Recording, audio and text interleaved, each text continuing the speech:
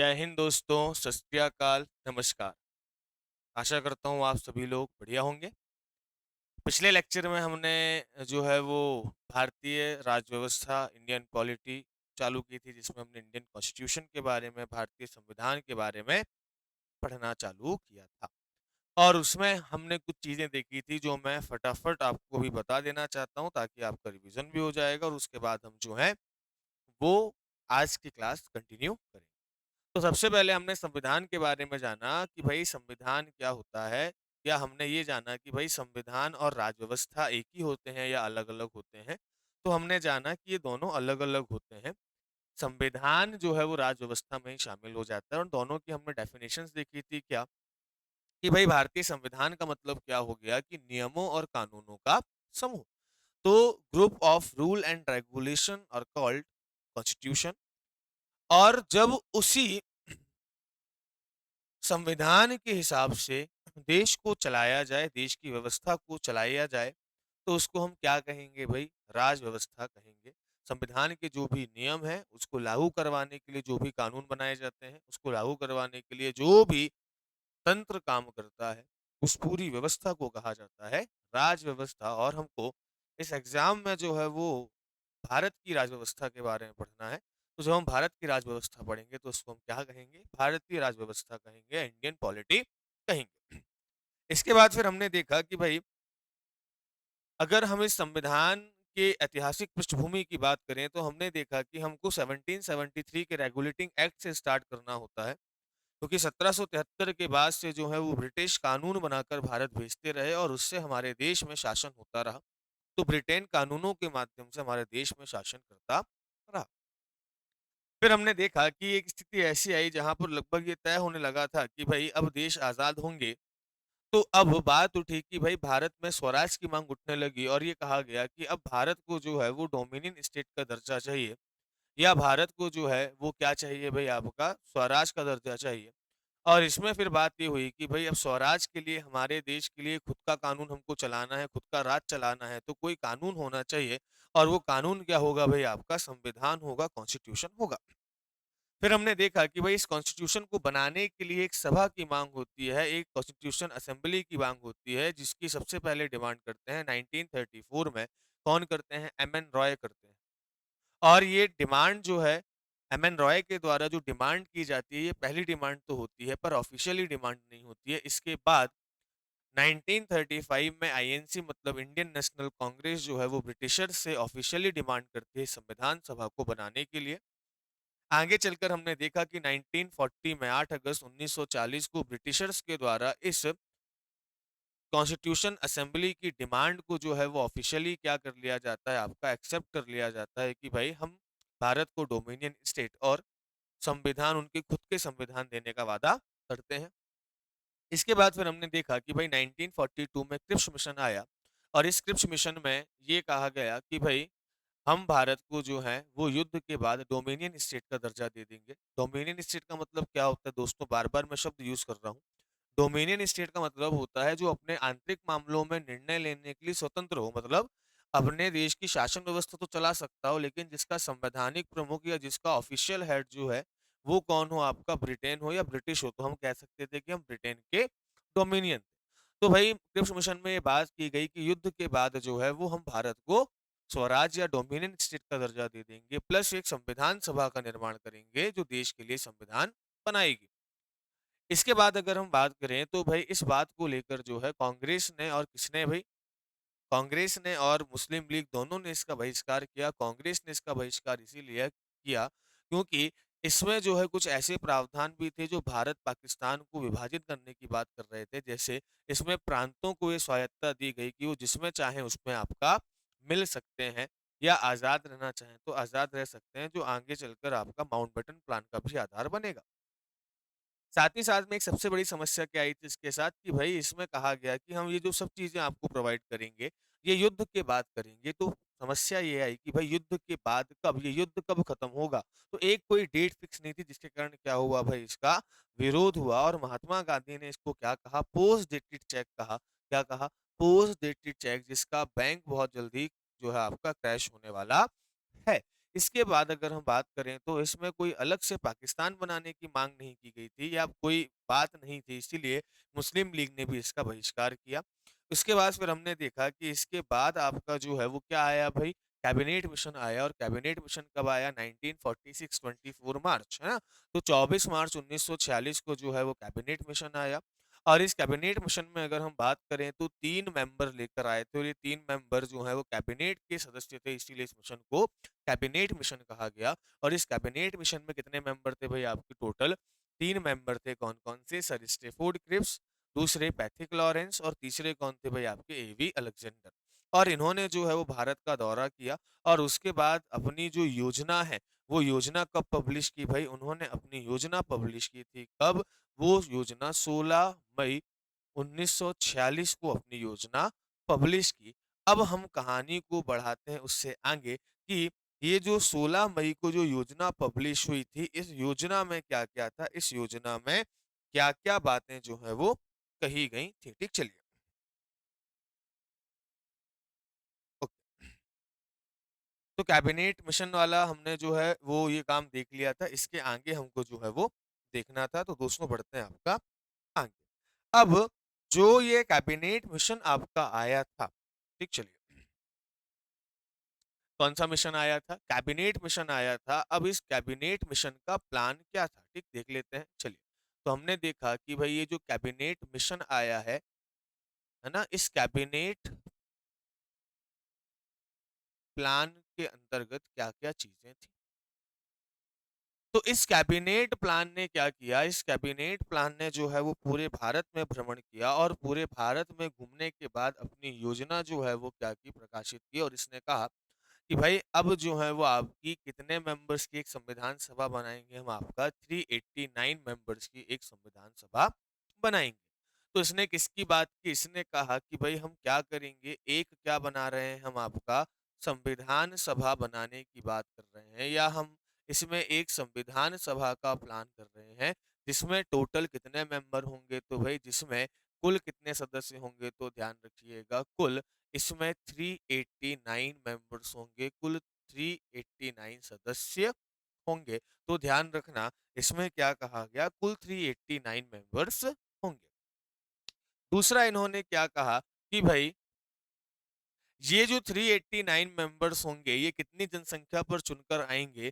तो ये कहा गया कि भई हर आपकी 10 लाख जनसंख्या पर, कितनी जनसंख्या पर भई आपका? 10 लाख पॉपुलेशन पर, या इसको अगर हम बात करें तो आपका 1 मिलियन, क्या कहेंगे इसको आपका भई, हम आपका 1 मिलियन कहेंगे। 1 मिलियन पॉपुलेशन या 1 मिलियन जनसंख्या पर जो है, वो क्या रहेगी, याद रखिएगा, 1 मिलियन जनसंख्या पर 1 सीट, या हम बात करें तो आपका 1 प्रतिनिधि होगा, ये बात कही गई, ठीक, चलिए। इसके बाद अगर हम बात करें तो ये कहा गया कि ये जो आपके चुनाव होंगे, इसमें कौन से सिस्टम को अपनाया जाएगा?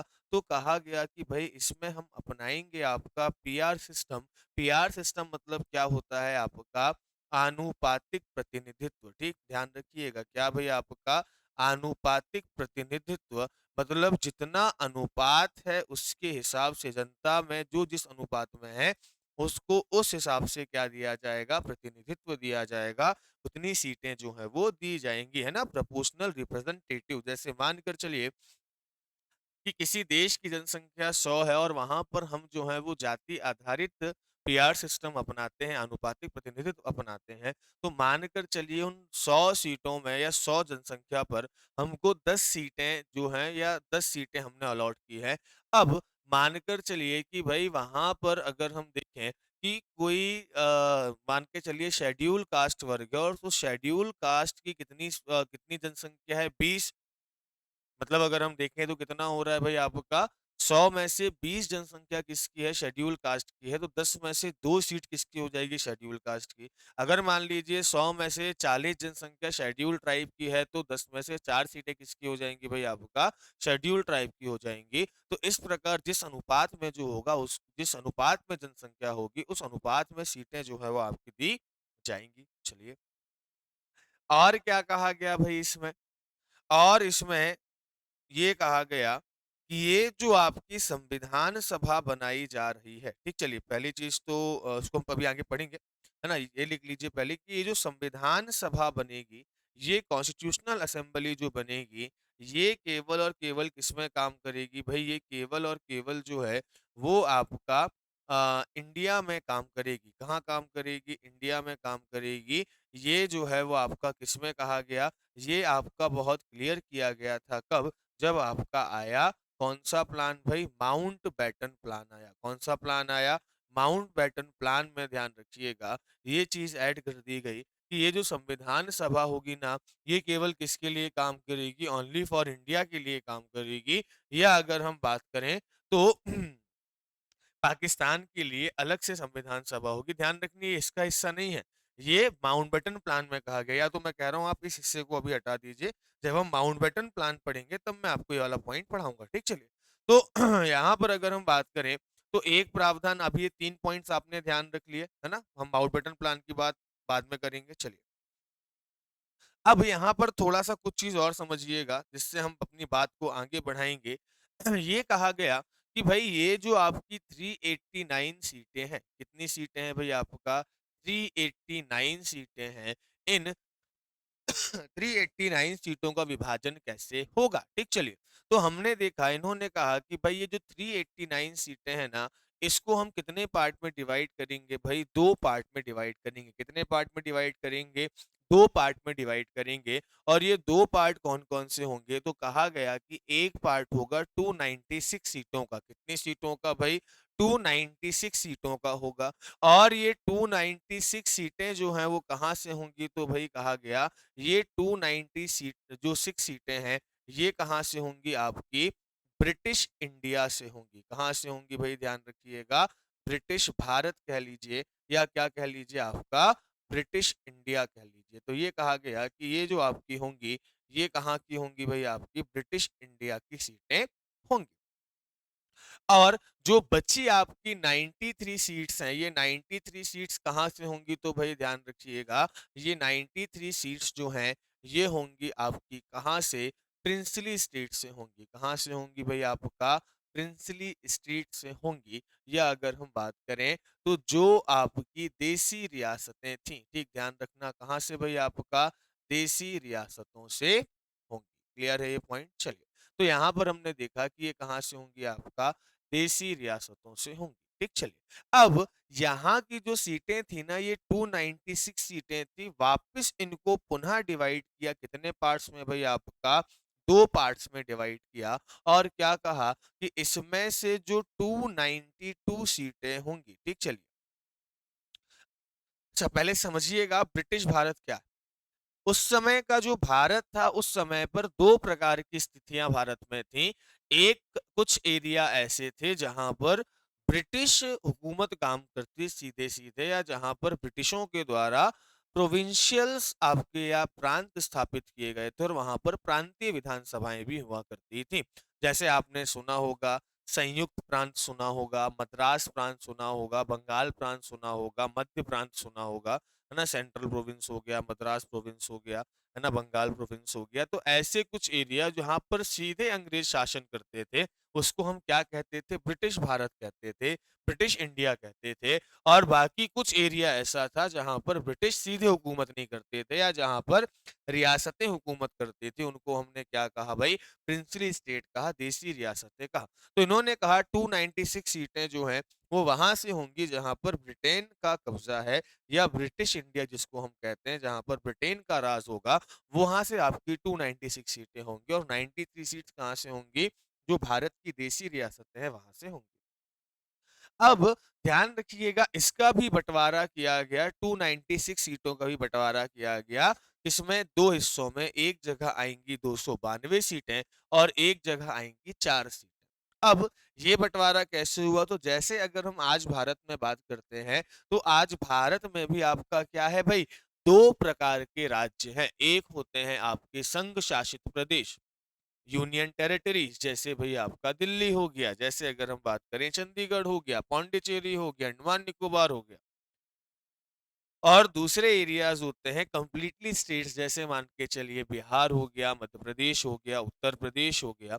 तो इस प्रकार के जो है वो क्या हुआ करते थे आपके आज के टाइम पर 2 टाइप के स्टेट हैं, वैसे ही उस समय पर भी 2 प्रकार के जो हैं वो आपके क्या होते थे जो है ब्रिटिश हुकूमत वाले एरियाज़ होते थे, जिसमें एक होते थे आपके ब्रिटिश प्रोविंसेस जिसको कहा जाता था या क्या कहा जाता था ब्रिटिश प्रांत कहा जाता था। क्या कहा जाता था भई आपका ब्रिटिश प्रोविंसेस कहा जाता था। ठीक चलिए, तो ये क्या होते थे ब्रिटिश प्रोविंसेस या इनको आप क्या कह सकते हैं कि भई ये हुआ करते थे आपके ब्रिटिश प्रांत।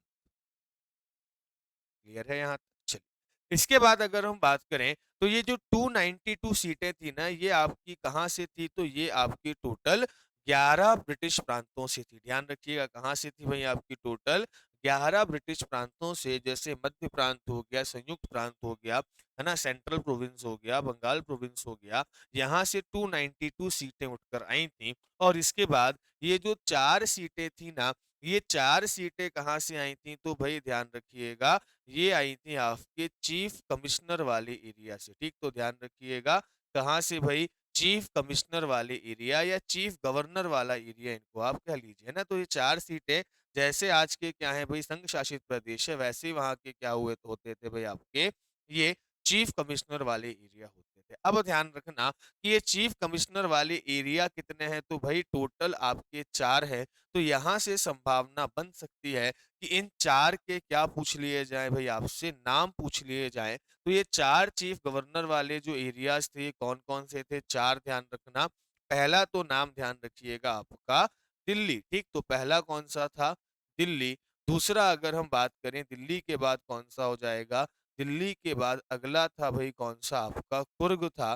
तीसरा अगर हम बात करें तो कौन-सा हो जाएगा भई आपका अजमेर हो जाएगा। कौन-सा हो जाएगा? अजमेर और इस अजमेर को क्या कहा जाता था भई?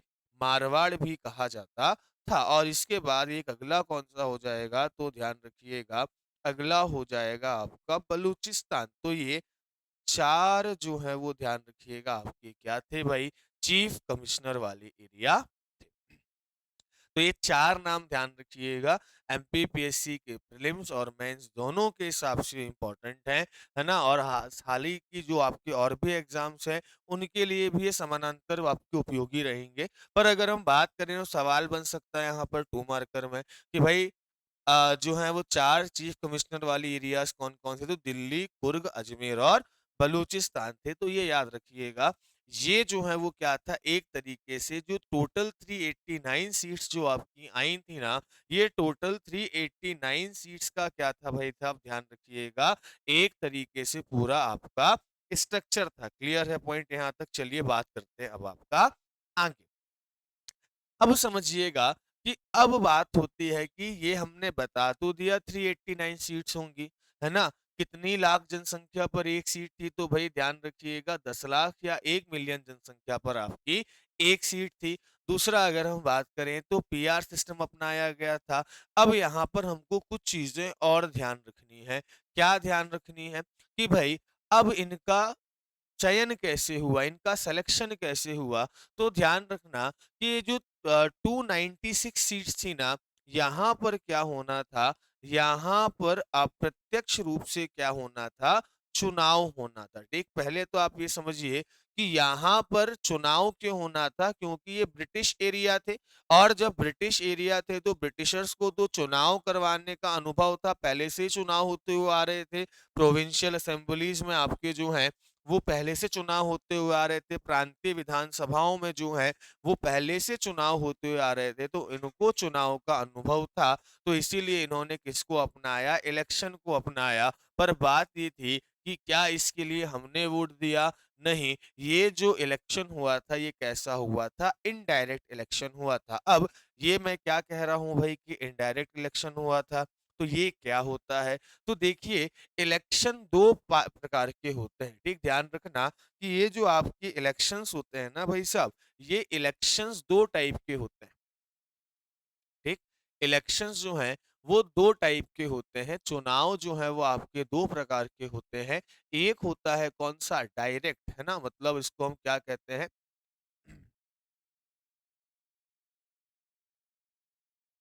चलिए, अगर हम बात करें तो एक कौन-सा होता है डायरेक्ट इलेक्शन होता है या जिसको हम कहते हैं आपका प्रत्यक्ष चुनाव, क्या कहते हैं भाई? प्रत्यक्ष चुनाव। और दूसरा कौन-सा होता है भाई आपका? इनडायरेक्ट इलेक्शन होता है। इनडायरेक्ट इलेक्शन को क्या कहा जाता है? अप्रत्यक्ष चुनाव कहा जाता है। अब इन दोनों में अंतर क्या होता है? तो ध्यान रखिएगा, जो प्रत्यक्ष चुनाव होता है ना, इसमें सीधे कौन करती है भाई? आपकी जनता जो है, वो क्या करती है? आपका वोट करती है, ठीक? तो ध्यान रखिएगा, जो आपके डायरेक्ट इलेक्शंस होते हैं, यहाँ पर क्या करती है भाई? जनता ही सीधे क्या करती है? आपका वोट करती है। पर जो इनडायरेक्ट इलेक्शन होते हैं या जो आपके अप्रत्यक्ष चुनाव होते हैं, ध्यान रखिएगा, इन अप्रत्यक्ष चुनाव की अगर हम बात करें, तो इसमें जो है वो जनता ना वोट कर कर क्या करती है भाई? जनता के जो प्रतिनिधि हैं, ठीक? ध्यान रखिएगा, जनता के जो प्रतिनिधि हैं, जो रिप्रेजेंटेटिव हैं, ठीक? जैसे मानकर चलिए कि आपने किसी को चुना, ठीक? चलिए, आपने किसी को अगर चुना, तो वो किसी को चुन रहा है। जैसे मान के चलिए, सिंपल बात, हमारे यहाँ एक चुनाव होता है लोकसभा का या विधायक का या सांसद का। इसमें कौन वोट देता है? हम वोट देते हैं। तो अगर कोई पूछे कि विधानसभा के या लोकसभा के चुनाव कैसे होते हैं, तो भाई वो डायरेक्ट इलेक्शन होते हैं। पंचायत के चुनाव कैसे होते हैं? डायरेक्ट इलेक्शन होते हैं, प्रत्यक्ष चुनाव होते हैं, जिसमें जनता प्रत्यक्ष रूप से क्या करती है? आपका भाग लेती है। पर दूसरा पॉइंट ये है कि भाई अप्रत्यक्ष चुनाव, जैसे राष्ट्रपति का इलेक्शन होता है, राष्ट्रपति का चुनाव होता है, तो क्या राष्ट्रपति के लिए हम जाकर वोट करते हैं? क्या नहीं? हम क्या करते हैं? हमारे स्थान पर हमारे चुने हुए प्रतिनिधि क्या करते हैं? आपका वोट करते हैं। जो हमारे चुने हुए विधायक और हमारे चुने हुए जो सांसद हैं ना, वो जाकर क्या करेंगे? वहां पर आपका वोट करेंगे, क्योंकि कहीं ना कहीं वो हमको रिप्रेजेंट कर रहे हैं। आज मानकर चलिए, सरकार हमने बनाई है या हमने उनको बहुमत दिया है, इसका मतलब क्या है? कि वो हमको क्या कर रही है? रिप्रेजेंट कर रही है। आज उसके हर फैसले में इसका मतलब क्या है? कि हमारी सहमति है। तो ध्यान रखिएगा कि यहाँ पर अप्रत्यक्ष चुनाव का मतलब क्या हो गया? जहाँ पर जनता के चुने हुए प्रतिनिधि जाकर वोट कर रहे हैं, रिप्रेजेंटेटिव जाकर वोट कर रहे हैं, जनता डायरेक्ट वोट में जो है वो आपका पार्टिसिपेट नहीं कर रही है। यहाँ तक आपको चीजें क्लियर है? चलिए, बढ़ते हैं आपका आगे। तो यहाँ पर जो 296 सीटें थी, यहाँ पर क्या होता है भाई? आपका चुनाव होगा, ठीक है? अब बाकी ये जो 93 सीट्स है, इस पे क्या होंगे? तो भाई यहाँ पर तो ध्यान रखना, क्या ध्यान रखना? कि यहाँ पर तो प्रमुख कौन होता है? राजा। और यहाँ पर तो ये चुनाव-वुनाव के बारे में जानता नहीं है ना? यहाँ पर क्राउन या यहाँ का जो राजा है, राजा कह लो, नवाब कह लो, शासक कह लो, इनको तो नहीं पता चुनाव-वुनाव, इनको नहीं पता कि भाई ईवीएम क्या होती है, इनको नहीं पता कि क्या है ना? ईवीएम तो उस समय थी भी नहीं, लेकिन समझिए मतलब कि चुनाव क्या होता है, इनको नहीं पता। अब यहाँ पर राजाओं से क्या कहा कि भाई राजा, तुम तो सच में मन के राजा हो, तो एक काम करो कि यहाँ जो है आप क्या करिए कि अपने हिसाब से कोई व्यक्ति, है ना? आप क्या कर लो भाई, अपने हिसाब से आपको जो लगे, अपने हिसाब से कोई व्यक्ति को क्या कर लो? चुन लो, है ना? अपने हिसाब से कोई व्यक्ति क्या कर लो भाई? आपका कहाँ भेज दो? सभा में भेज दो। और कौन सी सभा में भेज दो भाई? आपका संविधान सभा में भेज दो। अपने हिसाब से कोई व्यक्ति कहाँ भेज दो? संविधान सभा में क्या कर दो भाई? आप भेज दो। और इस प्रोसेस को क्या कहा जाता है? इसको कहा जाता है मनोनयन। क्या कहा जाता है भाई? आपका मनोनयन कहा जाता है, या इसी को कहा जाता है आपका नॉमिनेशन। क्या कहा जाता है भाई? आपका नॉमिनेशन कहा जाता है। तो ध्यान रखिएगा कि यहाँ पर जो 296 सीटें थी, वहां पर अप्रत्यक्ष चुनाव के द्वारा जो प्रतिनिधि चुने जाने थे। और भाई जो 93 सीट्स है ना, वहां पर क्या होना था भाई? कि राजा को कह दिया गया कि अपने हिसाब से आप कोई भी व्यक्ति वहां पर क्या कर दीजिए भाई? भेज दीजिए। तो यहाँ पर जो है क्या होना था? मनोनयन होना था। तो एक सवाल पूछा जाता है कि जो कॉन्स्टिट्यूशन असेंबली थी, जो संविधान सभा थी, ये मनोनीत थी कि भाई क्या थी, मतलब जो प्लान आया था तो इसमें संविधान सभा को क्या होना था, मनोनीत होना था या इनका चुनाव होना था। तो भाई ध्यान रखिएगा, यहाँ पर अगर हम बात करें ना, तो ये जो आपकी संविधान सभा थी ना, ये पार्शियली है ना, ध्यान रखिएगा, पार्शियली अगर हम बात करें तो क्या थी भाई, आपका नॉमिनेटेड थी, है ना, पार्शियली क्या थी भाई आपकी, नॉमिनेटेड थी। प्लस अगर हम बात करें तो पार्शियली क्या भी थी भाई आपका, इलेक्टेड भी थी। तो पार्शियली नॉमिनेटेड एंड इलेक्टेड थी, या इसको आप क्या कह सकते हैं कि ये जो है वो आपका अंशतः, ठीक, चलिए, ये जो थी वो क्या भाई आपकी अंशतः, है ना, अंशतः जो है वो मनोनीत भी थी, क्योंकि कुछ सीटों पर क्या हुआ था, आपका मनोनयन होना था, और कुछ सीटों पर क्या हुआ था भाई आपका अंशतः मनोनीत भी थी। और अंशतः क्या थी भाई, अगर हम बात करें तो अंशतः ये निर्वाचित भी थी, क्योंकि 296 सीटों पर क्या हुआ था, इसमें आपका इलेक्शन हुआ था। तो इस सीटों, इन चीजों को क्या रखिएगा, आप ध्यान रखिएगा।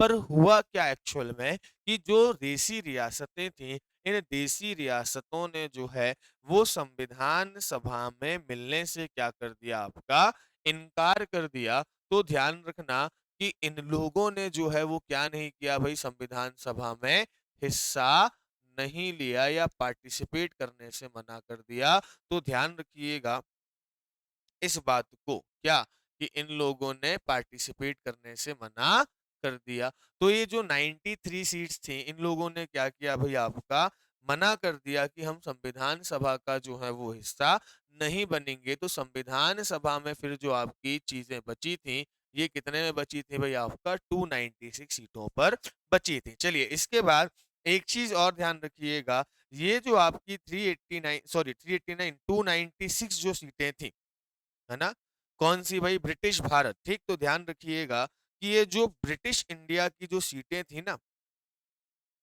ब्रिटिश इंडिया की कितनी सीटें थी भाई आपका, ब्रिटिश इंडिया की 296 सीटों को ध्यान रखिएगा, 296 सीट्स को क्या किया गया था भाई, 296 सीट्स को तीन कम्युनिटी में, कितनी कम्युनिटी में भाई, ध्यान रखिएगा, तीन समुदायों में क्या किया गया था, तीन कम्युनिटी में क्या किया गया था भाई आपका, कम्युनिटी में विभाजित किया गया था, या इनको आपका डिवाइड किया गया था। और ये तीन कम्युनिटी कौन कौन सी थी, तो ध्यान रखिएगा, पहली कम्युनिटी तो आपकी जो है वो सामान्य हो गई। सामान्य मतलब अगर हम बात करें तो आपका जो दो कैटेगरी अभी हम पढ़ेंगे उनको छोड़कर बाकी जो बचेंगे वो किस में आएंगे, सामान्य में आएंगे। इसके बाद भाई मुस्लिम के लिए कितनी सीटें रिजर्व कर दी, तो भाई ध्यान रखिएगा, मुस्लिम के लिए जो सीटें रिजर्व की है ना, वो कितनी की थी इन्होंने, वो भी हम देखते हैं। प्लस तीसरी कम्युनिटी कौन सी थी भाई, आपकी सिख। तो ध्यान रखना,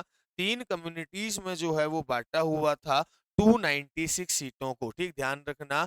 ये जो आपकी सीटें थी ना, ये 296 सीटें, ये आपकी तीन समुदायों में बटी हुई थी। और वो तीन समुदाय कौन कौन से थे, सिख थे, मुस्लिम थे और सामान्य थे। अब इसमें ध्यान रखिएगा कि भाई साहब 213 सीटें जो थी ना, वो किसके लिए बटी हुई थी, वो 213 सीटें सामान्य सीटें थी, जिसमें भाई आपका कोई भी चुनाव लड़ सकता था।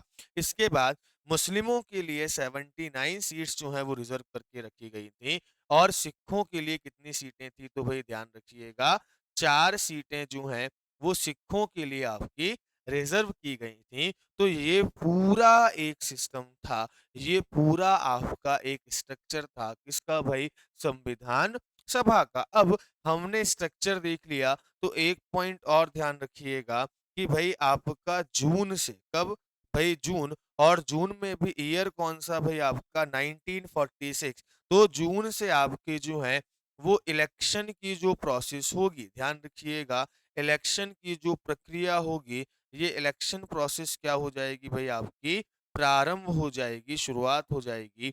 और लगभग जून जुलाई अगस्त तक आपके क्या चलेंगे भाई, चुनाव चलेंगे, ठीक।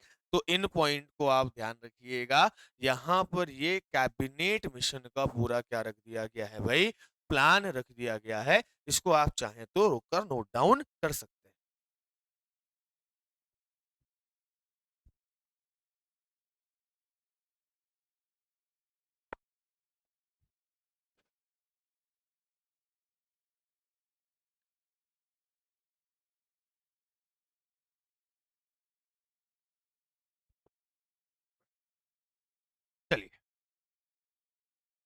तो यहाँ तक की कहानी क्लियर हो गई, है ना? चलिए, तो यहाँ पर वही सारी चीज़ें मैंने आपको दी हुई है ना?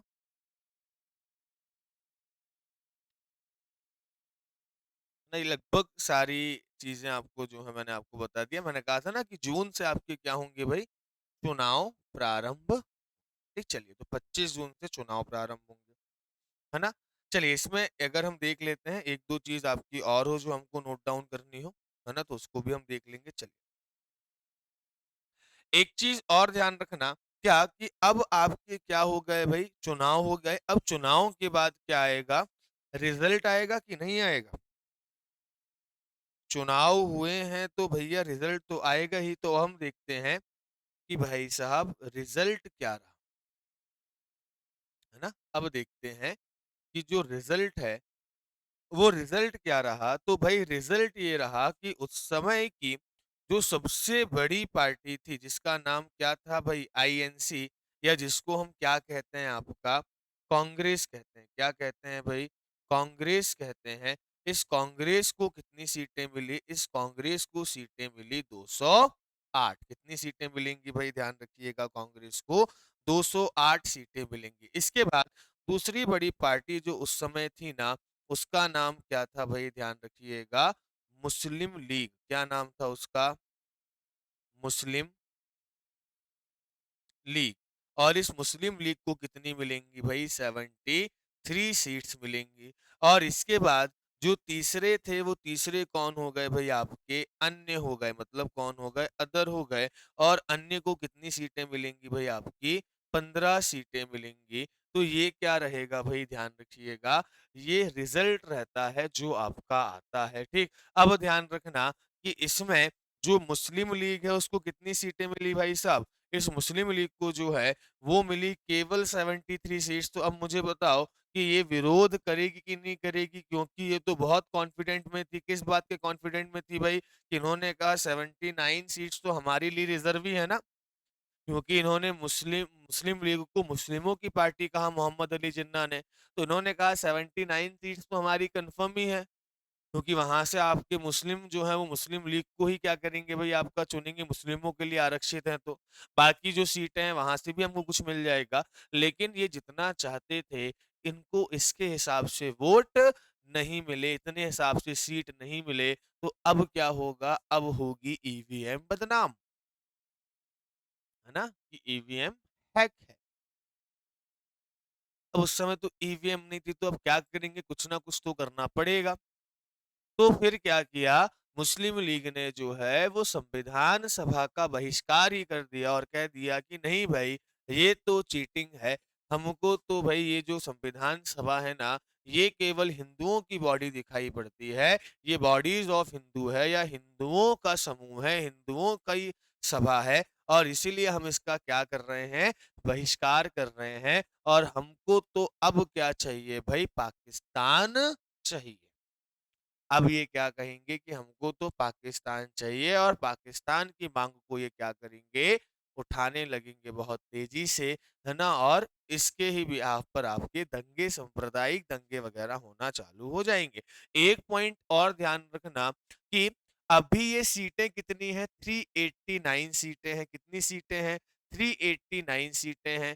क्योंकि ये प्लान कब आया था? हमने देखा था ये प्लान पब्लिश हुआ है कब भाई, आपका 16 मई को। कब हुआ है? 16 मई। और 16 मई कब भाई? 1946 को। इस समय तो हम आजाद हुए नहीं हैं। तो इस समय जब हम आजाद हुए नहीं हैं, तो भाई ध्यान रखिएगा, इसके हिसाब से कितनी सीटें हमको बताई गई? इस प्लान के हिसाब से कहा गया कि भाई साहब टोटल है ना, इस प्लान के हिसाब से 389 सीट्स होंगी। कितनी सीट्स होंगी भाई, आपका 389 सीट्स होंगी। लेकिन ध्यान रखना कि जैसे ही, है ना, जैसे ही क्या होगा, आपका आजादी मिलेगी और जैसे ही विभाजन होगा, ठीक, ध्यान रखना, 1947 में क्या होगा? जैसे ही इंडिया और पाकिस्तान का विभाजन होगा, भाई साहब इन सीटों में कमी आएगी, क्योंकि कुछ सीटें कहाँ चली जाएंगी? पाकिस्तान चली जाएंगी। तो अब इन सीटों में क्या चेंजेस आएगा? तो ध्यान रखना, अब ये सीटें जो हैं वो घट जाएँगी और घटकर कितनी हो जाएँगी भई ध्यान रखिएगा 299 सीटें हो जाएँगी, जिसमें से 229 सीटें जो हैं, वो कहाँ से रहेंगी भई आपका उस समय फिर इंडिया वाले हिस्से से और रियासतों से कितनी हो जाएँगी भई 70 सीटें हो जाएँगी। तो यहाँ पर आपकी जो संविधान सभा का स्ट्रक्चर है और जो संविधान सभा का चुनाव है, वो क्या होता है भई आपका समाप्त होता है। तो आगे आपको स्लाइड में लगभग यही सारी इन्फॉर्मेशन देखने को मिलेगी। तो इन्फॉर्मेशन है पढ़ने के लिए लेकिन हम साथ में नोट्स बनाते हुए चल रहे हैं, है ना? चलो, अब हमको क्या देखना है, हमने संविधान सभा का स्ट्रक्चर देख लिया, हमने इसका पूरा रिज़ल्ट देख लिया, अब हमको क्या देखना है? अब हमको देखना है कि संविधान सभा ने कैसे अपना काम किया और उसकी कार्यप्रणाली जो है वो आपकी कैसी थी। ठीक, चलिए, तो इस पर हम क्या करते हैं भई आपकी चर्चा करते हैं। अब अगर हम इस पर बात करें तो यहाँ पर भी आपकी चीज़ें लिखी हुई हैं पर हम इसको नोट्स के फॉर्म में ही जो है वो लिखते हुए चलते हैं, जिसमें तो आप आसानी से जब भी आपका मन हो तब आप नोट डाउन कर लेना। चलिए आगे बढ़ते हैं दोस्तों। हमने देखा कि भाई साहब अब आपकी संविधान सभा के चुनाव हो गए, इलेक्शन वगैरह लड़ लिया गया है। अब कुछ डेट्स आपको ध्यान रखनी है ना? तो ध्यान रखना कुछ हम किसकी बात करेंगे भई, आईएमपी डेट्स की बात करेंगे, इम्पोर्टेंट डेट्स की बात करेंगे और इस इम्पोर्टेंट डेट्स के माध्यम से हम क्या करेंगे कि भाई इस इम्पोर्टेंट डेट्स के माध्यम से हम ये जानेंगे कि संविधान सभा ने कैसे कार्य किया या संविधान सभा के कार्यों को भी हम जो है वो आपका जान सकेंगे। तो कुछ डेट्स हमको जानना ज़रूरी है ना? संविधान सभा के कार्यों में कुछ इम्पोर्टेंट डेट्स को हम जान लेते हैं। चलिए, तो यहाँ पर एक-एक करके हम डेट्स को स्टार्ट करते हैं। तो सबसे पहली जो आपकी इम्पोर्टेंट डेट होगी, वो कौन-सी होगी भाई साहब? 6 दिसंबर, ठीक? ध्यान रखिएगा। सबसे पहली डेट ध्यान रखिएगा कौन-सी होगी आपकी 6 दिसंबर की डेट होगी, तो पहले हम डेट्स देख लेते हैं कौन-कौन सी हैं, चलिए। तो एक डेट कौन-सी हो गई भई आपकी 6 दिसंबर और ईयर कौन-सा होगा तो भई ध्यान रखिएगा 1946। उसके बाद सेकंड जो डेट इम्पोर्टेंट होगी वो कौन-सी होगी भई आपका 9 दिसंबर की डेट होगी और 9 दिसंबर भी कब होगा भई आपका 1946। इसके बाद अगली डेट जो इम्पोर्टेंट होगी 1946 में वो होगी 11 दिसंबर की डेट 11 दिसंबर 1946 और उसके बाद एक अगली डेट जो इम्पोर्टेंट होगी वो कौन सी होगी भाई 13 दिसंबर की और 13 दिसंबर भी कब 1946। अब हम देखते हैं इन डेट्स पर जो है वो क्या-क्या प्रमुख घटनाएं हुई जिनके बारे में हमको पढ़ना है ठीक। अब अगर हम बात करें किसके बारे में भाई हम बात करें 6 दिसंबर की डेट के बारे में। तो 6 दिसंबर की डेट इसीलिए इम्पोर्टेंट है क्योंकि इस 6 दिसंबर को जो है वो क्या किया भाई आपकी जो मुस्लिम लीग थी, कौन मुस्लिम लीग? इसके हाल हो गए थे बेहाल किसमें भई आपका चुनाव में। तो मुस्लिम लीग ने क्या किया ध्यान रखिएगा, मुस्लिम लीग ने जो है वो आपका ऑफ़िशियली डिक्लेयर किया। क्या डिक्लेयर किया? ऑफ़िशियली डिक्लेयर किया। तो भाई इन्होंने आपका ऑफ़िशियली जो है वो आपका डिक्लेरेशन दिया और क्या डिक्लेरेशन दिया कि हम जो हैं वो अब क्या करेंगे बॉयकॉट करेंगे। क्या करेंगे भई आपका बॉयकॉट करेंगे या हम क्या करेंगे भई आपका बहिष्कार करेंगे। किसका बहिष्कार करेंगे भई? संविधान सभा का। ठीक, तो ध्यान रखना संविधान सभा का बहिष्कार करेंगे। 6 दिसंबर की डेट आपकी इसीलिए क्या हो जाएगी भई इम्पोर्टेंट हो जाएगी। ठीक, चलिए। इसके बाद अगली डेट कौन-सी है भई? 9 दिसंबर की डेट है। अब देखते हैं कि भाई साहब 9 दिसंबर को क्या-क्या हुआ? तो 9 दिसंबर के देश की घटनाओं की अगर हम बात करें, तो इसमें हमको देखने को मिलेगा कि भाई 9 दिसंबर को जो है ना, वो आपकी क्या होती है, फर्स्ट मीटिंग होती है ना? फर्स्ट मीटिंग कह लीजिए। है ना? या आप क्या कह लीजिए फर्स्ट सिटिंग कह लीजिए। तो भई क्या होती है आपकी पहली मीटिंग होती है, पहली बैठक होती है संविधान सभा की और पहली बैठक जो होगी ये कहाँ पर होगी तो ध्यान रखिएगा, ये होगी आपके काउंसिल चैम्बर में। किसमें होगी भई ध्यान रखिएगा काउंसिल चैम्बर। अच्छा ये कौंसिल चैम्बर कहाँ पर है तो ध्यान रखना भाई ये आपका है दिल्ली में। कहाँ पर है भाई? दिल्ली में है। और दिल्ली के कहाँ पर होगी भाई आपका? कौंसिल चैम्बर में होगी। किसमें होगी भाई आपका?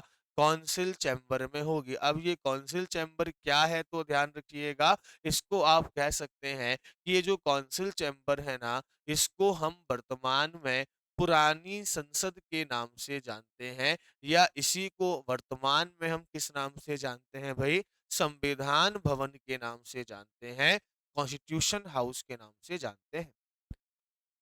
क्लियर है यहाँ तक चीजें? चलिए, तो इस कौंसिल चैम्बर में भी कहाँ पर हुई थी भाई तो ध्यान रखिएगा, यहाँ पर आपका इसकी लाइब्रेरी में जो है वो आपकी सिटिंग हुई थी। और ध्यान रखना इसमें कितने लोगों ने हिस्सा लिया था, तो भाई इसको लेकर थोड़ा-सा संशय है। आपको कई जगह पर क्या डेटा मिलेगा कि इसमें 211 लोगों ने हिस्सा लिया। अब 211 लोगों ने हिस्सा लिया, जबकि संविधान सभा में टोटल मेंबर्स कितनी बात की थी हमने? 389 बात की थी, तो केवल 211 कैसे आए? तो भाई 211 ऐसे आएगी, पहले तो जो आपकी 389 सीट्स थी, इन 389 सीट्स में तो आप ध्यान रखिएगा 93 सीटों ने तो हिस्सा ही नहीं लिया देशी रियासतों की, तो अब बचती कितनी सीटें? 296 सीटें बचती हैं। और 296 सीटों में भी अगर आप बात करेंगे तो लगभग आपने देखा कि जो मुस्लिम लीग थी उसने क्या कर दिया? बहिष्कार कर दिया। और मुस्लिम लीग की कितनी सीटें थी तो भाई आपका 73 सीट्स किसकी थी भाई? आपका मुस्लिम लीग की थी। तो ये 73 सीट्स किसकी हो गई भाई? आपकी मुस्लिम लीग की हो गई। अब जो है उसके बाद जितने व्यक्ति बचते हैं, ठीक? वो व्यक्तियों में से अगर हम बात करें जो 223 के आसपास आपके व्यक्ति बच रहे हैं, इन व्यक्तियों में से अब जो है वो 211 लोगों ने क्या लिया भाई आपका हिस्सा लिया।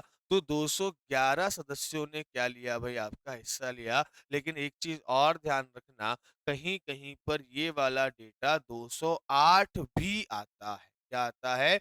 208 भी आता है। तो इसको आप जो है वो जो भी आपके सामने ऑप्शंस होंगे, उन ऑप्शंस के हिसाब से आप क्या कर लीजिएगा भाई? टिक कर लीजिएगा। अब मेन बात ये है कि अब आपकी पहली बैठक हो गई, फर्स्ट सिटिंग हो गई। अब फर्स्ट सिटिंग में हमको किसी ना किसी को कोई ना कुछ तो बोलेगा ना। अब सब इकट्ठे हो गए हैं, तो सब इकट्ठे हो गए हैं तो कोई तो स्पीच देगा भाई, कोई तो कुछ बोलेगा कि रुकिए, रुकिए मैं बोलता हूँ हम यहाँ पर इकट्ठे क्यों हुए हैं? तो ये पहली स्पीच देने का काम कौन करेगा? पहली स्पीच को हम क्या कहेंगे भाई आपका मैडन स्पीच कहेंगे। और भाई ध्यान रखना ये मैडन स्पीच आप कह लीजिए, या इसको क्या कह लीजिए आप फर्स्ट स्पीच कह लीजिए, या इसको हम क्या कह लें कि भाई संविधान सभा में जो आपका प्रथम संबोधन था, या इसको कह लीजिए पहला जो भाषण था, ये किसने दिया था? ये भाषण दिया था आपके जेबी कृपलानी ने। किसने दिया था भाई आपका? जेबी कृपलानी ने।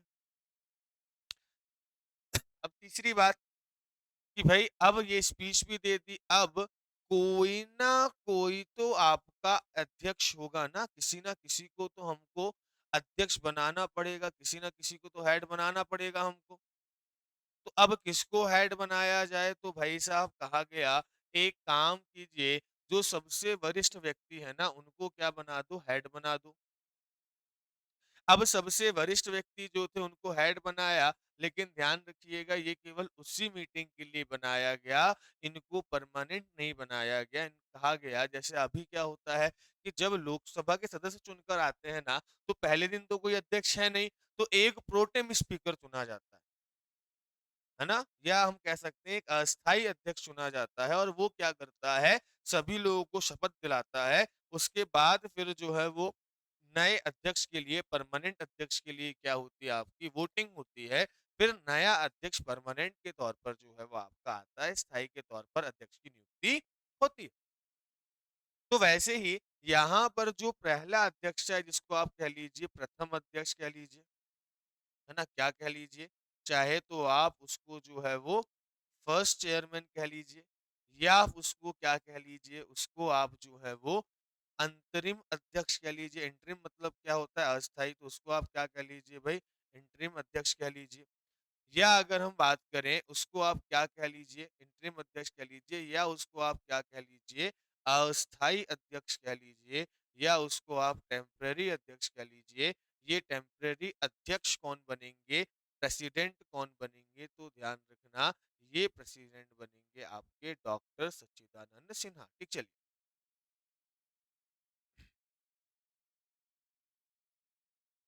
अच्छा, तो भाई ध्यान रखना, ये जो आपके प्रेसिडेंट बनेंगे, ये कौन बनेंगे, तो इनका नाम ध्यान रखिएगा, डॉक्टर सच्चिदानंद सिन्हा। डॉक्टर सच्चिदानंद सिन्हा।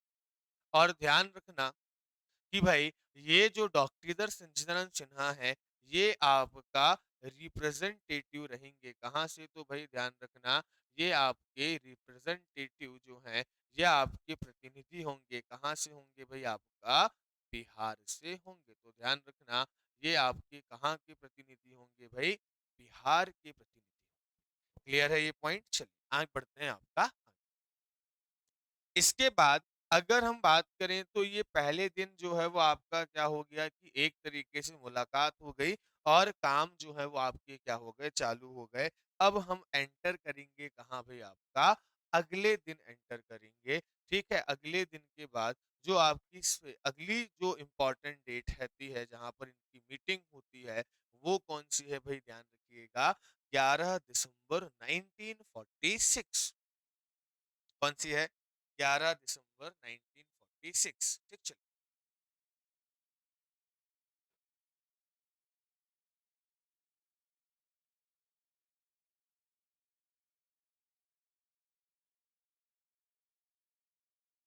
अब 11 दिसंबर 1946 को क्या हुआ।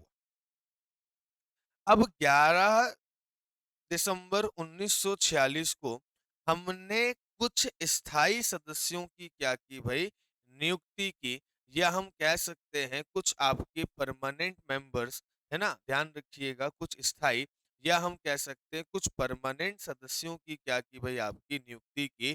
कुछ हमने परमानेंट मेंबर्स, ठीक ध्यान रखिएगा, कुछ हमने परमानेंट मेंबर्स क्या किए, आपके अपॉइंट किए। चलिए, अब कुछ परमानेंट मेंबर्स हमने अपॉइंट किए, तो हमने किस किस को अपॉइंट किया भाई साहब, तो देख लेते हैं। सबसे पहले हमने जो है वो बनाया कौन, एक प्रेसिडेंट बनाया। क्या बनाया भाई, आपका एक प्रेसिडेंट बनाया। प्रेसिडेंट मतलब क्या बनाया, आपका हमने सभा का एक अध्यक्ष बनाया। दूसरा ध्यान रखिएगा, दूसरा हमने क्या किया कि भाई दूसरे हमने वाइस प्रेसिडेंट बनाए, या हमने क्या बनाए भाई, आपके कुछ उपाध्यक्ष बनाए। और इसके बाद पहले इन दोनों को देख लेते हैं कौन थे, तो भाई हमने जो अध्यक्ष बनाया ना, वो अध्यक्ष परमानेंट अध्यक्ष इसको बनाया, तो वो बनाया भाई आपका डॉक्टर राजेंद्र प्रसाद को। किसको बनाया, डॉक्टर राजेंद्र प्रसाद को। और ध्यान रखिएगा इनका चुनाव भी कहाँ से हुआ था, ये भी कहाँ से आपके रिप्रेजेंटेटिव थे, तो ये भी आपके रिप्रेजेंटेटिव थे बिहार से। कहाँ से भाई, बिहार से। तो इनको हमने क्या कर दिया, इनको हमने स्थायी अध्यक्ष बना दिया। अब बात यह है कि मानकर चलिए कभी डॉक्टर राजेंद्र प्रसाद अगर नहीं हुए तो सभा की अध्यक्षता कौन करेगा, सवाल उठता है। तो कहा कि भाई अब जो है वो हम कुछ उपाध्यक्ष भी क्या कर ले भाई, चुन लें। तो बोलिए बताइए भाई कैसे उपाध्यक्ष हम चुन लें। तो ये कहा गया कि भाई उपाध्यक्ष बनाया जाएगा दो लोगों को। तो उपाध्यक्ष किस किसको बनाया गया, पहला तो बनाया गया आपके एच.सी. मुखर्जी को। किसको बनाया गया, एच.सी. मुखर्जी। और ध्यान रखिएगा दूसरे कौन थे, तो दो आपके उपाध्यक्ष बनाए गए थे। एक थे आपके वीटी कृष्णामाचारी। कौन थे भाई, आपके वीटी कृष्णामाचारी। अब एक पॉइंट बहुत अच्छे से ध्यान रखना कि आपको दो व्यक्ति के नाम सुनने को मिलेंगे, है ना। एक जगह आपने कभी टीटी कृष्णमाचारी का नाम सुना होगा, और अगर नहीं सुना है तो अभी आगे सुनेंगे जब हम प्रारूप समिति पढ़ेंगे। तो इस बात को बिल्कुल क्लियर रखिएगा कि ये जो वीटी कृष्णमाचारी थे ना, ये संविधान सभा के उपाध्यक्ष थे और जो टीटी कृष्णमाचारी थे, है ना, एक नाम और आएगा कौन सा आपको? टीटी कृष्णमाचारी आएगा। ये टीटी कृष्णमाचारी जो हैं, ये कहाँ के मेंबर होंगे? ये ध्यान रखिएगा। ये ड्राफ्ट कमिटी, कौन सी कमिटी भाई आपका? ड्राफ्ट कमिटी जो होगी ना, उस ड्राफ्ट समिति के क्या होंगे भाई? आपके मेंबर होंगे। तो ये दोनों ध्यान रखिएगा, ये दोनों व्यक्ति कौन है भाई? आपके अलग-अलग। अब बात ये उठती है कि हमने अध्यक्ष भी चुन लिया, है ना? हमने क्या कर लिया भाई? अध्यक्ष भी चुन लिया और हमने क्या कर लिया? उपाध्यक्ष भी चुन लिया, लेकिन हमको संविधान बनाने का तो अनुभव नहीं है। है क्या संविधान बनाने का अनुभव? नहीं। तो अब जब संविधान बनाने का हमको एक्सपीरियंस नहीं है, संविधान बनाने का हमको अनुभव नहीं है, तो हमको किसी ऐसे व्यक्ति की सलाह लेनी पड़ेगी या ऐसे व्यक्ति को चुनना पड़ेगा जो ये बताएगा कि संविधान कैसा बनना चाहिए। तो हम एक और नियुक्ति करेंगे जिसको कहा जाता है कॉन्स्टिट्यूशनल एडवाइजर। क्या कहा जाता है भाई? कॉन्स्टिट्यूशनल एडवाइजर, या जिसको हम क्या कहेंगे? संवैधानिक सलाहकार कहेंगे। कॉन्स्टिट्यूशनल एडवाइजर या संवैधानिक सलाहकार कहेंगे। और संवैधानिक सलाहकार के रूप में जो काम करेंगे, उन व्यक्ति का नाम ध्यान रखना, वो कौन हो जाएंगे भाई? आपके बी एन राव। कौन हो जाएंगे? बी एन राव हो जाएंगे। अब ध्यान रखना, एम एन राय अलग थे, मांगवेंद्र नाथ राय अलग थे और वेनेगल नरसिम्हा राव वीएन राव अलग थे। ये आपके कानून विशेषज्ञ थे जो जज भी रह चुके थे। तो वीएन राव को क्या बनाया जाएगा कि भाई आपका जो है वो संवैधानिक सलाहकार बनाया जाएगा। और अगर कभी आपसे कोई ये पूछ ले कि भाई ये बताओ, प्रथम प्रारूप किसने तैयार किया था या संविधान का पहला ड्राफ्ट किसने तैयार किया था, तो इनका नाम ध्यान रखना। किनका नाम भाई? बीएन राव का। क्लियर यहां तक? चलिए अब बात करते हैं अगली मीटिंग की, जो कब हुई थी भाई साहब? 13 दिसंबर 1946 को। ठीक, यहां तक तो चीजें क्लियर होंगी, है ना?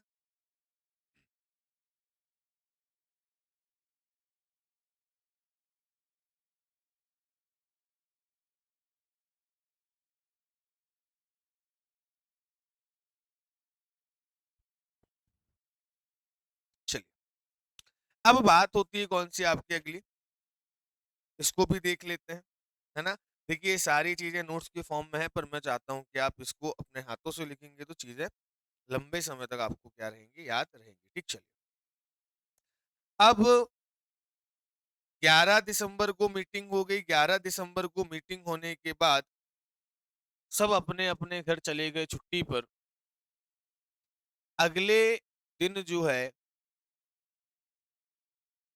13 दिसंबर 1946 को फिर से ये सभी लोग इकट्ठा होते हैं और इसको संविधान सभा का दार्शनिक दिवस माना जाता है, या हम कहें तो इसको as a philosophical day of constitution assembly माना जाता है। संविधान सभा का दार्शनिक दिन माना जाता है या संविधान का दार्शनिक दिन माना जाता है। क्यों माना जाता है? क्योंकि इस दिन संविधान की जो है वो आपका फिलोसफिकल बेस रखा गया या उसका दार्शनिक आधार रखा गया। इसका मतलब ये है कि इस दिन इस बात पर चर्चा हुई कि भाई साहब हमारा संविधान कैसे हो। अब इस दिन क्या हुआ कि ध्यान रखिएगा, पंडित नेहरू जी ने, किसने भाई? अगर हम बात करें तो भाई ध्यान रखना, पंडित जवाहरलाल नेहरू जी ने एक प्रस्ताव लेकर आए। ठीक, नेहरू जी ने क्या किया? एक प्रस्ताव लेकर आते हैं, एक प्रपोजल लेकर आते हैं। क्या लेकर आते हैं? एक प्रस्ताव लेकर आते हैं। और उस प्रस्ताव में क्या होता है भाई? ध्यान रखिएगा, इस प्रस्ताव में जो है वो आपका होता है एक पेज।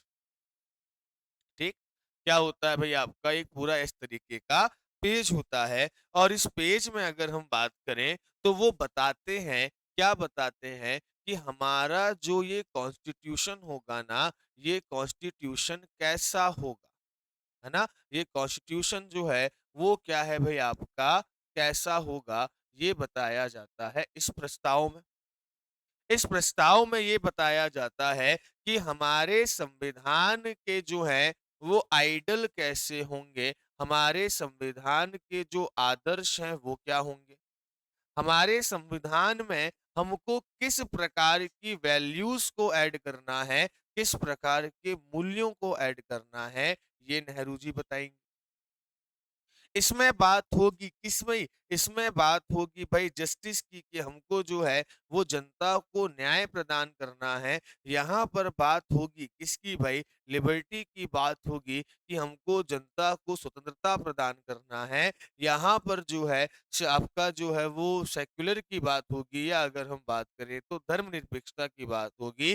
तो सारे संविधान के जितने भी प्रिंसिपल्स जो हमको अपनाने हैं, ठीक? तो ध्यान रखिएगा ऐसे सारे प्रिंसिपल्स, है ना? ऐसे सारे प्रिंसिपल्स जो हमको क्या करने हैं, संविधान में अपनाने हैं, उन सारे प्रिंसिपलों की बात उन पूरे संविधान में अपनाने हैं, उनकी क्या की गई भई आपकी चर्चा की। और एक तरीके से बताया गया कि हमारा संविधान का उद्देश्य क्या है, ठीक? क्या बताया गया इसमें कि आखिरकार हमारे जो संविधान होना चाहिए, उस संविधान का उद्देश्य कैसा होना चाहिए, वो संविधान कैसा होना चाहिए, उसकी बात यहाँ पर की गई। इसीलिए ध्यान रखिएगा, ये जो प्रस्ताव होगा ना, इस प्रस्ताव को क्या कहा जाएगा भई? इस प्रस्ताव को कहा जाएगा आपका ऑब्जेक्टिव मोशन। क्या कहा जाएगा? ऑब्जेक्टिव मोशन कहा जाएगा या इसको क्या कहा जाएगा भाई? उद्देश्य प्रस्ताव कहा जाएगा। पर अब ध्यान रखिएगा, ये उद्देश्य प्रस्ताव ऐसा तो नहीं है कि नेहरू जी ने रख दिया और ये पास हो गया। अब क्या होंगी? इनमें चर्चा होगी, इस पर अच्छी खासी बहस जो है कि क्या शामिल करना है, क्या हटाना है, ये सारी चीज़ें जो है वो क्या होंगी? चर्चा होंगी। अब संविधान ये प्रस्ताव कहाँ रखा भई आपका ध्यान रखिएगा, ये प्रस्ताव रखा गया कहाँ पर? संविधान सभा में। अब जो है वो क्या होगी? संविधान सभा में कॉन्स्टिट्यूशन असेंबली में इसके बारे में क्या होगा भाई डिस्कशन होगा, चर्चा होगी और उसके बाद ध्यान रखिएगा एक डेट, कौन-सी डेट भाई साहब 22 जनवरी। क्या 22 जनवरी 1947 इस दिन को क्या होगा? इस दिन ध्यान रखिएगा संविधान सभा जो है इस प्रस्ताव को क्या कर देगी? पास कर देगी। ठीक तो ध्यान रखिएगा इस प्रपोज़ल को या इस प्रस्ताव को क्या कर दिया जाएगा आपका? पास कर दिया जाएगा या इसको जो है वो आपका पारित कर दिया जाएगा और फिर ये आपके संविधान इसके हिसाब से आपका ध्यान रखिएगा, यही जो आपका प्रस्ताव है ना, यही प्रस्ताव जो है, वो आगे चलकर जब संविधान आपका बनेगा, तो यही आगे चलकर क्या बन जाएगा भई? यही आगे चलकर ध्यान रखना बहुत इम्पोर्टेंट पॉइंट है ये वाला, क्या? कि यही जो है, वो आगे चलकर क्या बनेगा? प्रिएम्बल बन जाएगा। क्या बन जाएगा भई आपका? प्रिएम्बल बन जाएगा और प्रिएम्बल ऑफ किसकी भई आपकी? कॉन्स्टिट्यूशन। ठीक संविधान की प्रस्तावना बन जाएगा ठीक तो आगे चलकर ध्यान रखिएगा यही क्या बनेगा संविधान की प्रस्तावना बन जाएगा इसीलिए आप देखेंगे कि कई जगह प्रस्तावना को क्या कहा जाता है उद्देशिका भी कहा जाता है जिसमें हमारे पूरे संविधान के क्या लिखे होंगे भाई उद्देश्य लिखे होंगे तो ये हमारी बैठक थी कब की भाई आपकी जो है 13 दिसंबर की यहाँ पर 2 डेट्स आपकी याद रखने लायक हो गई। एक 13 दिसंबर हो गई और दूसरी कौन-सी हो गई भई आपकी 22 जनवरी हो गई। ध्यान रखिएगा ये ऑब्जेक्टिव मोशन भी जो है वो क्या है भई अपने आप में जो है एक सवाल है, तो इन चीज़ को ध्यान रखिएगा। 13 दिसंबर को जो है ये क्या किया जाता है संविधान का आप ऐसे कह सकते हैं कि इसी दिन जो है वो संविधान का दर्शन प्रस्तुत होता है। इसी दिन जो है वो संविधान का जो फिलॉसफी है वो क्या होता है भाई आपकी प्रस्तुत होती है। ठीक चलिए। तो इन बातों को क्या रखिएगा भाई आप ध्यान रखिएगा। ठीक चलिए। तो यहां तक चीजें क्लियर हो गई है ना। चलिए बढ़ते हैं आपका आगे। तो ये 2-3 चीज़ें आपकी बहुत इम्पोर्टेंट थी। यहाँ पर एक स्टेटमेंट ध्यान रखिएगा, जब 9 दिसंबर को मीटिंग होती है ना, तो इस 9 दिसंबर की मीटिंग में एक चीज़ ध्यान रखना कि कौन थे भई आपके डॉक्टर सच्चिदानंद सिन्हा, ठीक? ये डॉक्टर सच्चिदानंद सिन्हा क्या कहते हैं कि भई हमारा उद्देश्य एक ऐसा संविधान बनाना है, जो सभी नागरिकों को क्या प्रदान करे? स्वतंत्रता, समानता और न्याय प्रदान करे और am wish to frame a constitution insuring liberty equality and justice to all citizens. ये स्टेटमेंट किसका है भाई ध्यान रखिएगा। ये स्टेटमेंट है डॉक्टर सच्चिदानंद सिन्हा, जो कौन थे? संविधान सभा के पहले अध्यक्ष थे। इस चीज को भी बहुत अच्छे से ध्यान रखिएगा कि अगर आपसे कोई पूछे कि संविधान सभा के पहले अध्यक्ष कौन थे, इसमें आपका नहीं लिखा स्थाई अस्थाई कुछ भी नहीं लिखा। तो अगर फर्स्ट पूछे तो भाई ध्यान रखिएगा, फर्स्ट में कौन हो जाएगा आपका? सिन्हा साहब हो जाएंगे, है ना। अगर आपसे फर्स्ट जो है वो क्या पूछे भाई, जब कभी आपसे फर्स्ट परमानेंट पूछ ले तो फर्स्ट परमानेंट में कौन हो जाएगा भाई?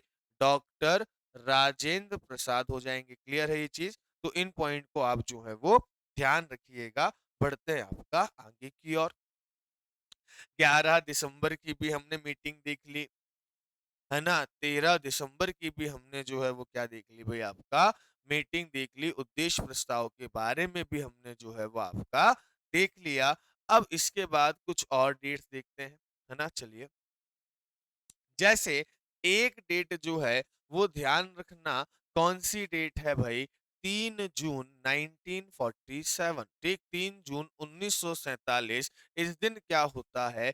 एक योजना आती है, माउंट बैटन योजना। क्या आती है भाई आपका? माउंट बैटन योजना आती है। और इस माउंट बैटन योजना को जो है वो 3 जून की घोषणा भी कहा जाता है, डिक्लेरेशन ऑफ 3 जून भी कहा जाता है। और इसमें क्या बात होती है? इसमें बात ये होती है कि भाई 15 अगस्त 1947 को भारत को डोमिनियन स्टेट का दर्जा दे दिया जाएगा और इसको दो कंट्री के रूप में डिवाइड किया जाएगा। किसके रूप में भाई आपका? इंडिया और पाकिस्तान के रूप में, ठीक। इंडिया और पाकिस्तान के रूप में घोषित किया जाएगा। और भाई कब आजाद कर दिया जाएगा? 15 अगस्त 1947 को जो है वो क्या कर दिया जाएगा भाई? आजाद कर दिया जाएगा। ठीक। इसके बाद अगर हम बात करें तो माउंटबेटन प्लान आता है, इसके बारे में हम चर्चा करेंगे। यहीं पर मैंने आपको बताया था कि क्या बात की गई थी। यहीं पर कहा गया था, माउंटबेटन योजना में ही कहा गया था कि अब ये जो संविधान सभा है ना, ये संविधान सभा किसके लिए काम करेगी भाई? केवल ये संविधान सभा केवल इंडिया के लिए काम करेगी, है ना। और ये जो संविधान सभा बनेगा ये इंडिया का बनेगा। पाकिस्तान का संविधान क्या होगा भाई आपका? अलग होगा। पाकिस्तान का जो संविधान है वो क्या बनाया जाएगा? आपका अलग बनाया जाएगा। ये बात भी किसमें की गई थी भाई? आपकी माउंट बैटन योजना में की गई थी। क्लियर है ये पॉइंट? चलिए, इसके बाद अगला अगर हम बात करें तो अगली डेट थी आपकी 29 अगस्त। ये भी हम पढ़ेंगे। कब पढ़ेंगे? जब भी हम संविधान सभा की कार्यप्रणाली पढ़ेंगे, उसमें एक डेट आएगी, कौन सी भाई? 29 अगस्त 1947। और ये डेट क्यों इंपॉर्टेंट है? क्योंकि इस दिन ध्यान रखिएगा प्रारूप समिति का गठन हुआ था। अब ये प्रारूप समिति क्या थी तो इसके बारे में हम पढ़ेंगे। अब क्या था कि जितने आपके मेंबर्स आए हैं, अब इनको कुछ ना कुछ तो काम संविधान सभा को, ऐसा तो नहीं केवल संविधान लिखना ही बैठ के काम हो गया। इस संविधान सभा को बहुत सारी चीज़ें देखनी पड़ेंगी, है ना? अब एक शादी, एक फंक्शन होता है, लेकिन उस शादी में 50 काम होते हैं और उसके लिए सबको अलग-अलग जो है वो टास्क दिया जाता है। या हमने कहा कि हमको भाई पीसीएस का एक कोर्स तैयार करना है, तो उस कोर्स में अलग-अलग विषय होंगे, उस अलग-अलग विषय को अलग-अलग लोग तैयार करेंगे। उसमें एक कंटेंट देने वाला होगा, एक प्रूफ रीडिंग वाला होगा, फिर एक टाइपिंग वाला होगा, एक डिज़ाइनिंग वाला होगा, ऐसे करके सबके काम अलग-अलग बँटे होंगे। ऐसे ही जब संविधान सभा आपकी बैठी और जब संविधान बनाने की बारी आई, तो उसमें बहुत सारे काम भी थे। भाई देशी रियासतों के बारे में क्या प्रावधान करना है, अलग-अलग समितियाँ बन गई, संचालन समिति बन गई, रियासतों से संबंधित जो है वो समितियाँ बन गई, केंद्र को क्या शक्तियाँ देनी है, राज्य को क्या शक्तियाँ देनी है ना? इसके बाद हमको अलग-अलग देशों का हमने क्या पढ़ा, संविधान पढ़ा, तो इसके लिए क्या किया गया, संविधान सभा ने अपने काम को सुचारू रूप से चलाने के लिए, ठीक तरीके से चलाने के लिए क्या किया भाई साहब, जो है वो कुछ समितियाँ बनाई, लगभग 22 समितियाँ बनाई और उन 22 समितियों के माध्यम से क्या किया भाई आपका जो है काम किया और उन 22 समितियों में सबसे महत्वपूर्ण समिति जो मानी जाती है, वो कौन-सी मानी जाती है? ड्राफ्टिंग कमिटी मानी जाती है, प्रारूप समिति मानी जाती है, जिसके अध्यक्ष रहते हैं भीमराव अंबेडकर।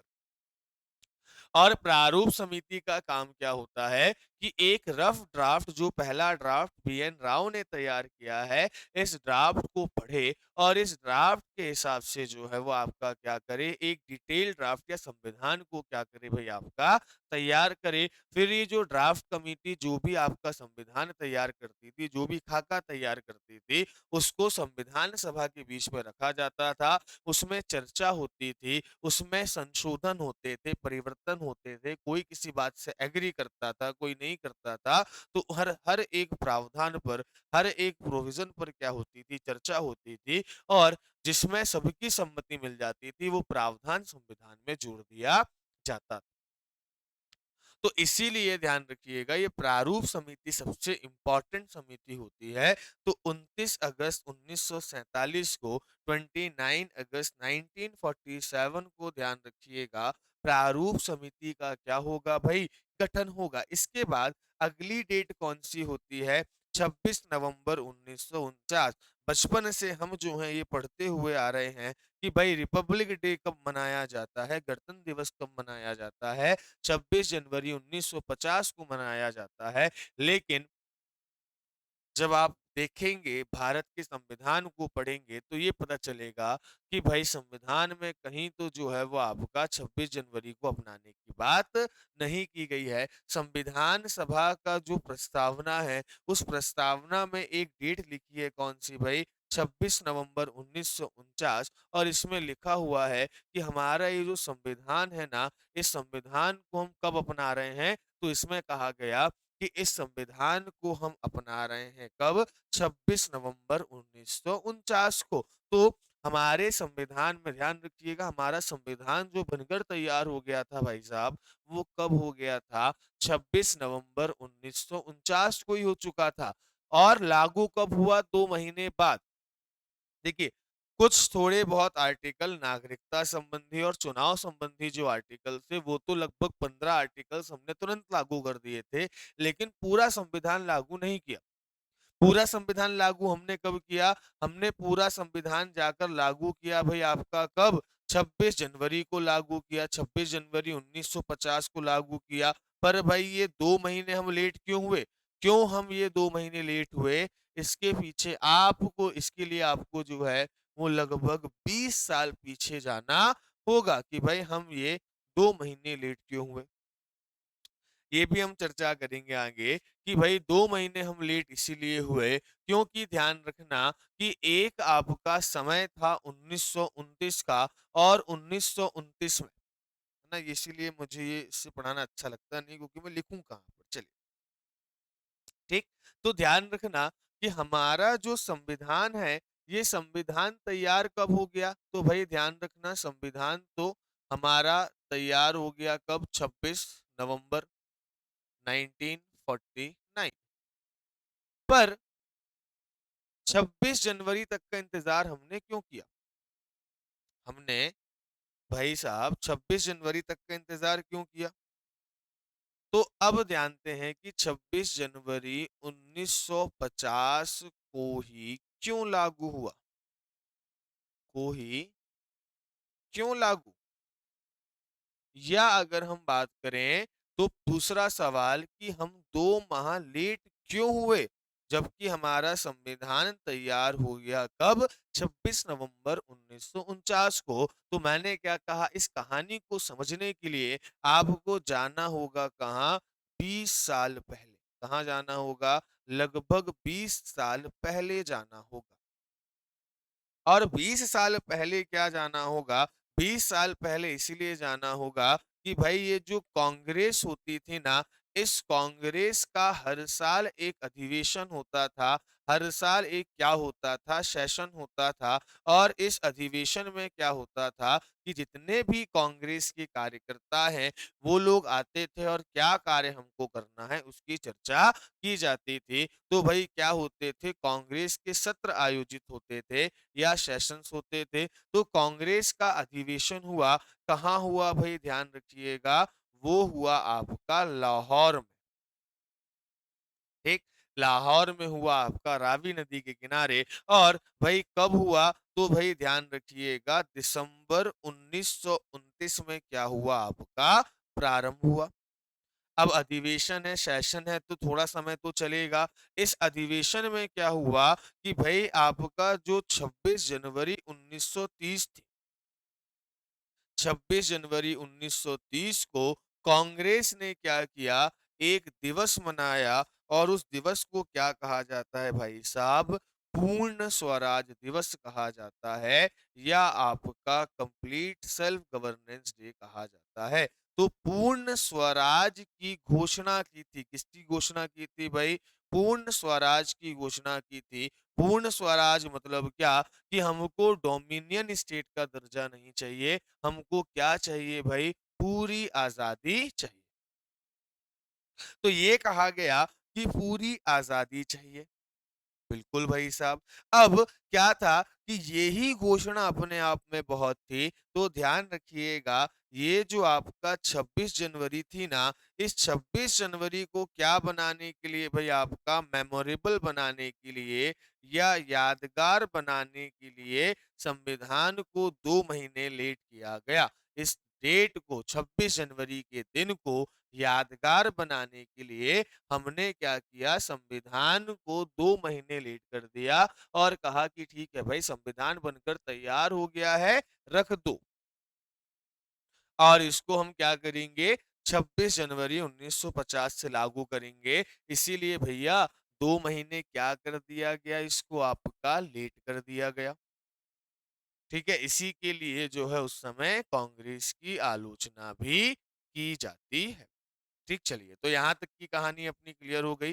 बढ़ते हैं दोस्तों आपका आगे, है ना? चलो, अब एक डेट और ध्यान रखना, कौन सी भाई? 24 जनवरी की डेट, है ना? अब ध्यान रखिएगा 24 जनवरी की डेट क्यों इंपॉर्टेंट है तो वो भी हम देख लेते हैं।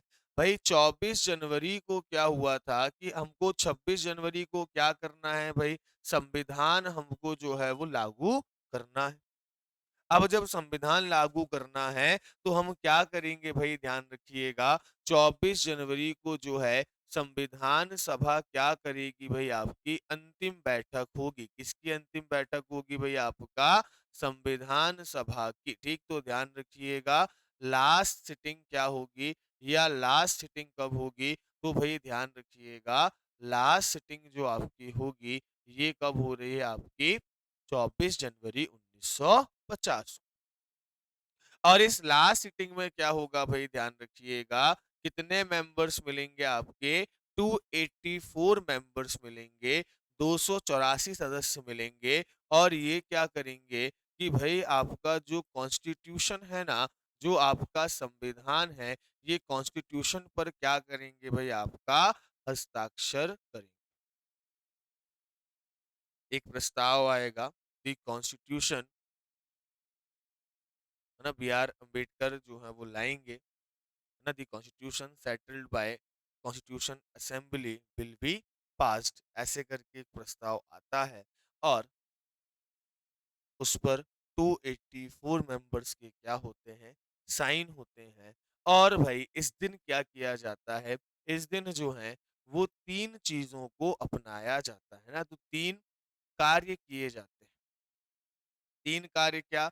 एक तो ये हो गया, एक हो गया कि भई हमने किसको अपनाया भई, राष्ट्रपति के रूप में किसको अपनाया भई, राजेंद्र प्रसाद को अपनाया। डॉक्टर राजेंद्र प्रसाद को हमने क्या किया भई, अपनाया। 3 चीज़ें हमने यहाँ पे लोग 3 कार्य किया, या 3 चीज़ें हमने क्या की भई आपकी अपनाई, या 3 चीज़ें हमने क्या किया उस दिन भई आपका अडॉप्ट किया। और 3 चीज़ें क्या?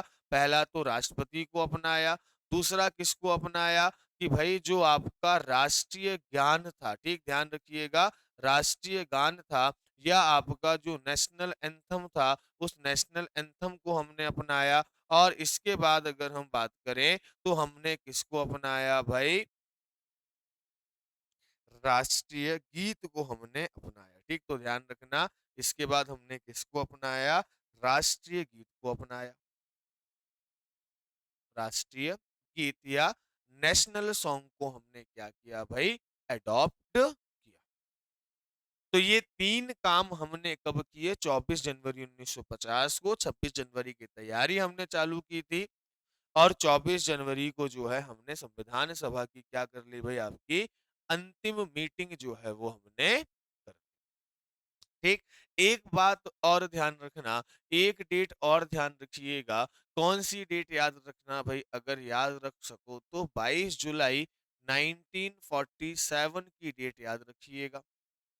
और इस दिन हमने क्या किया था भाई, इस दिन हमने जो है ना वो हमारा नेशनल फ्लैग अडॉप्ट किया था। क्या किया था भाई, आपका नेशनल फ्लैग को अडॉप्ट किया था। या अगर हम बात करें तो हमने राष्ट्रीय ध्वज को क्या किया था, अडॉप्ट किया था। और इस राष्ट्रीय ध्वज को हमने 22 जुलाई को अडॉप्ट क्यों किया, तो कई बार हमको कंफ्यूजन हो जाता है। तो ध्यान रखना, 3 चीजें जो हैं वो राष्ट्रपति, राष्ट्रगीत और राष्ट्रगान हमने जो है वो कब अपनाया, 24 जनवरी को। भाई लेकिन हमने 22 जुलाई को ध्वज क्यों अपनाया?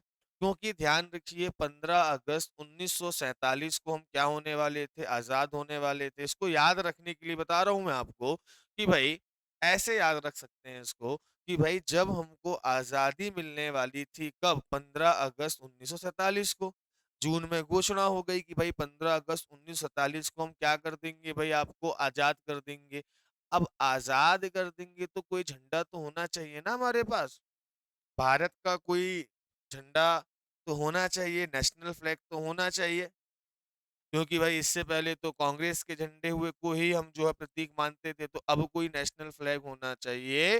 तो नेशनल फ्लैग के रूप में हमने 22 जुलाई 1947 को जो हमने नेशनल फ्लैग को अपनाया। क्लियर यहाँ तक पॉइंट? तो ये लगभग आपकी सारी चीजें यहाँ पर संविधान सभा के बारे में मैंने आपको जो है वो क्या की हैं, बताई हैं। ठीक, चलिए यहाँ पर कुछ चीजें और ध्यान रखना। ठीक, यहाँ पर तो मैंने लगभग आपको ये सारी चीजें बता दी हैं।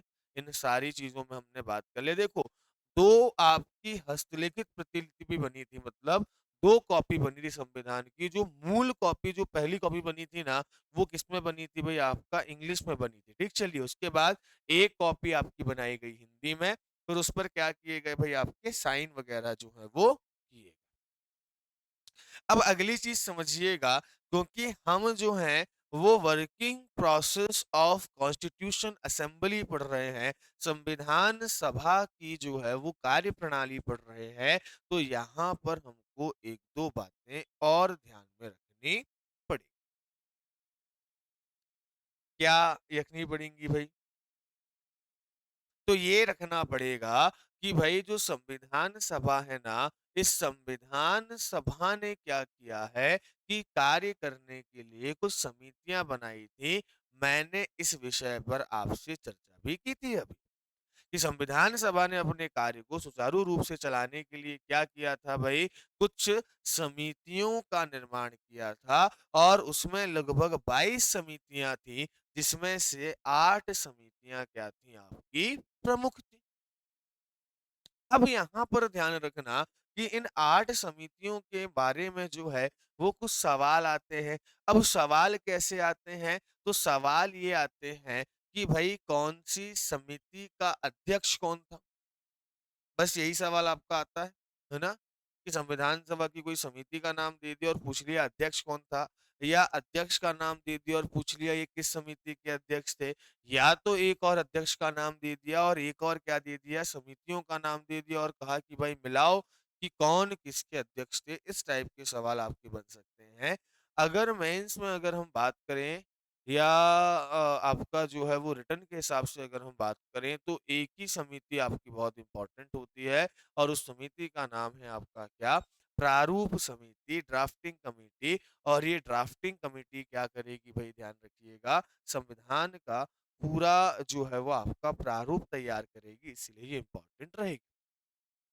अब कुछ चीज़ें ध्यान रखना लगभग 22 समितियाँ थी, कुछ-कुछ समितियाँ हमको जो है वो देखनी है कि उनके अध्यक्ष कौन थे, जो इम्पोर्टेंट आपकी कमिटीज़ हैं, उनके हमको नाम देखने हैं। जैसे अगर हम बात करें पर जो आपका संचालन समिति है, देखो इसको एक तरीके से याद रखना हो, कन्फ्यूज़न आपका ज़्यादा होगा।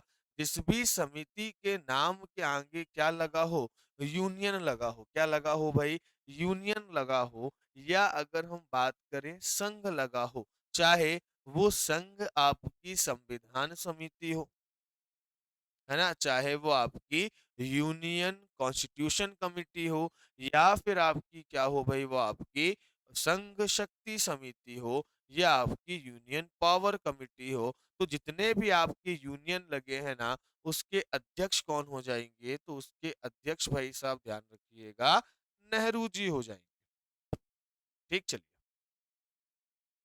इसके बाद जिस भी नाम के आगे आपका क्या लगा हो भाई प्रोविंशियल लगा हो क्या लगा हो भाई आपका प्रोविंस लगा हो है ना या आपका स्टेट लगा हो ठीक ध्यान रखिएगा प्रांत लगा हो उस समिति के अध्यक्ष कौन हो जाएंगे भाई सरदार पटेल हो जाएंगे चाहे वो आपका प्रांतीय संविधान समिति हो प्रोविंशियल जो है वो कॉन्स्टिट्यूशन कमेटी हो या प्रोविंशियल पावर कमेटी हो तो सरदार पटेल ध्यान रखिएगा ऐसी सभी समितियों के सदस्य हो जाएंगे जिनके आगे प्रोविंशियल या प्रोविंस लगा है और जहां पर केवल कुछ संभालने वाली बात होगी वहां पर कौन हो जाएंगे डॉक्टर राजेंद्र प्रसाद क्योंकि डॉक्टर राजेंद्र प्रसाद क्या है भाई संविधान सभा के राजा हैं तो उनका काम है संचालन करना तो अब प्रश्न ये उठता है कि भाई संविधान सभा में स्टीयरिंग कमेटी थी स्टीयरिंग मतलब आपका संचालन समिति जो पूरी संविधान सभा का संचालन करती थी इसके अध्यक्ष कौन थे तो ध्यान रखिएगा डॉक्टर राजेंद्र प्रसाद दूसरा मैंने आपको कहा प्रारूप समिति ये भाई ध्यान रखिएगा मोस्ट आईएमपी कमेटी है ठीक सबसे इंपॉर्टेंट कमेटी है और इसके अध्यक्ष कौन रहेंगे भाई डॉक्टर भीमराव अंबेडकर प्रारूप समिति के बारे में अभी हम जो है वो चर्चा करेंगे ठीक चलिए इसके बाद अगर हम आगे बात करें तो आगे ध्यान रखिएगा आगे हो जाएगी आपकी संघ शक्ति समिति और संघ शक्ति समिति मैंने कहा कि जहां भी यूनियन शब्द आ जाएगा ना वहां पर कौन हो जाएंगे जवाहरलाल नेहरू इसके बाद फिर मैंने कहा जहां भी प्रांतीय नाम आएगा जहां भी आपका प्रोविंशियल नाम आ गया वहां पर कौन हो जाएंगे सरदार वल्लभ भाई पटेल अब एक समिति ये ध्यान रखना ये आपकी एक बड़ी समिति थी और इस समिति में दो नाम थे एक नाम तो क्या था भाई मौलिक अधिकार और दूसरा नाम क्या था अल्पसंख्यक अधिकार समिति तो ये पूरी एक समिति थी जिसका नाम क्या था मौलिक अधिकार और अल्पसंख्यक अधिकार समिति fundamental right and minorities committee थी और इस कमेटी के अध्यक्ष कौन थे तो भाई ध्यान रखिएगा सरदार वल्लभ भाई पटेल पर एक चीज और ध्यान रखना ये जो आपकी कमेटी थी ना इसकी दो सब कमेटीज थी क्या थी भाई इसकी आपकी दो सब कमेटीज थी एक कौन सी थी भाई आपकी फंडामेंटल राइट कमेटी या अगर हम बात करें तो मौलिक अधिकार उप समिति मौलिक अधिकार उप समिति उप समिति या फंडामेंटल राइट सब कमिटी। और ये जो फंडामेंटल राइट सब कमिटी थी ना, इसके जो अध्यक्ष थे वो कौन थे भाई? जेबी कृपलानी। कौन थे? जेबी कृपलानी। और ये नाम हमने कहीं और सुना था। ये जेबी कृपलानी नाम हमने कब सुना था? फर्स्ट या आपका maiden speech of constitution assembly जिसने दिया था, पहला संबोधन जिसने संविधान सभा में दिया था, वो व्यक्ति कौन थे? तो भाई ध्यान रखिएगा, वो व्यक्ति यही थे। इसके बाद आगे अगर हम बात करें तो मौलिक अधिकार उप समिति आपकी हो गई, है ना? चलिए बढ़ते हैं आपका आगे। फिर मैंने कहा यहाँ ही पर लिख देता हूँ, पहले ध्यान रखिएगा। मौलिक अधिकार उप समिति तो एक इसकी उप समिति हो गई। दूसरी उप समिति कौन सी हो जाएगी भाई? ध्यान रखिएगा, माइनॉरिटीज की हो जाएगी। किसकी हो जाएगी भाई? आपकी माइनॉरिटीज की हो जाएगी। या अगर हम बात करें तो अल्पसंख्यक की हो जाएगी।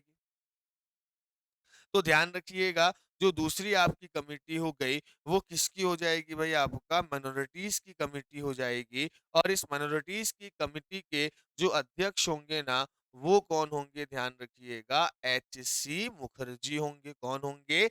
H C Mukherjee.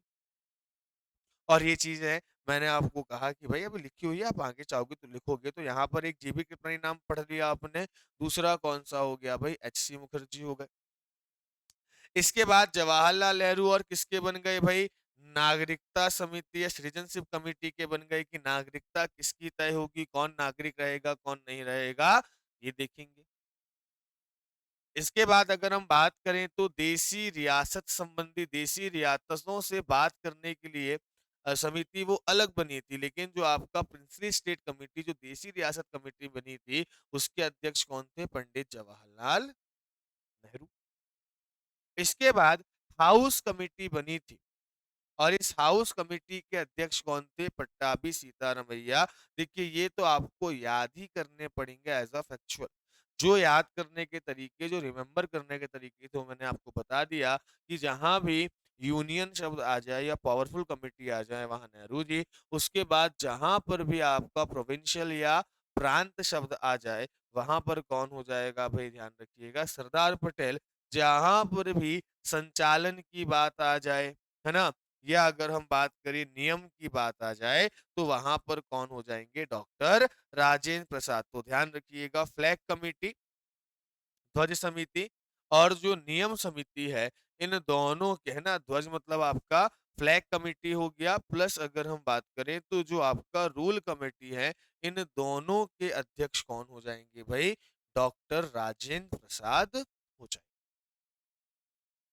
चलिए बढ़ते हैं आपका, इसके बाद हम आपका और आगे की ओर बढ़ते हैं। चलिए अब अगर हम और आगे की ओर बढ़े, तो मैंने कहा कि एक समिति बहुत ज्यादा इंपॉर्टेंट है, और उस समिति का नाम क्या है भाई? उस समिति का नाम है प्रारूप समिति या ड्राफ्टिंग कमेटी। और ये कमेटी, मैंने कहा कि इस कमेटी से सवाल बनते हैं, इस समिति से सवाल बनते हैं, और साथ ही साथ में ये प्रीलिम्स और मेंस दोनों के हिसाब से इम्पोर्टेंट है। अगर हमारी पूरी समितियों में सबसे इम्पोर्टेंट कोई समिति है, तो वो कौन सी समिति हो जाएगी भाई? प्रारूप समिति, या अगर हम बात करें तो ड्राफ्टिंग कमेटी।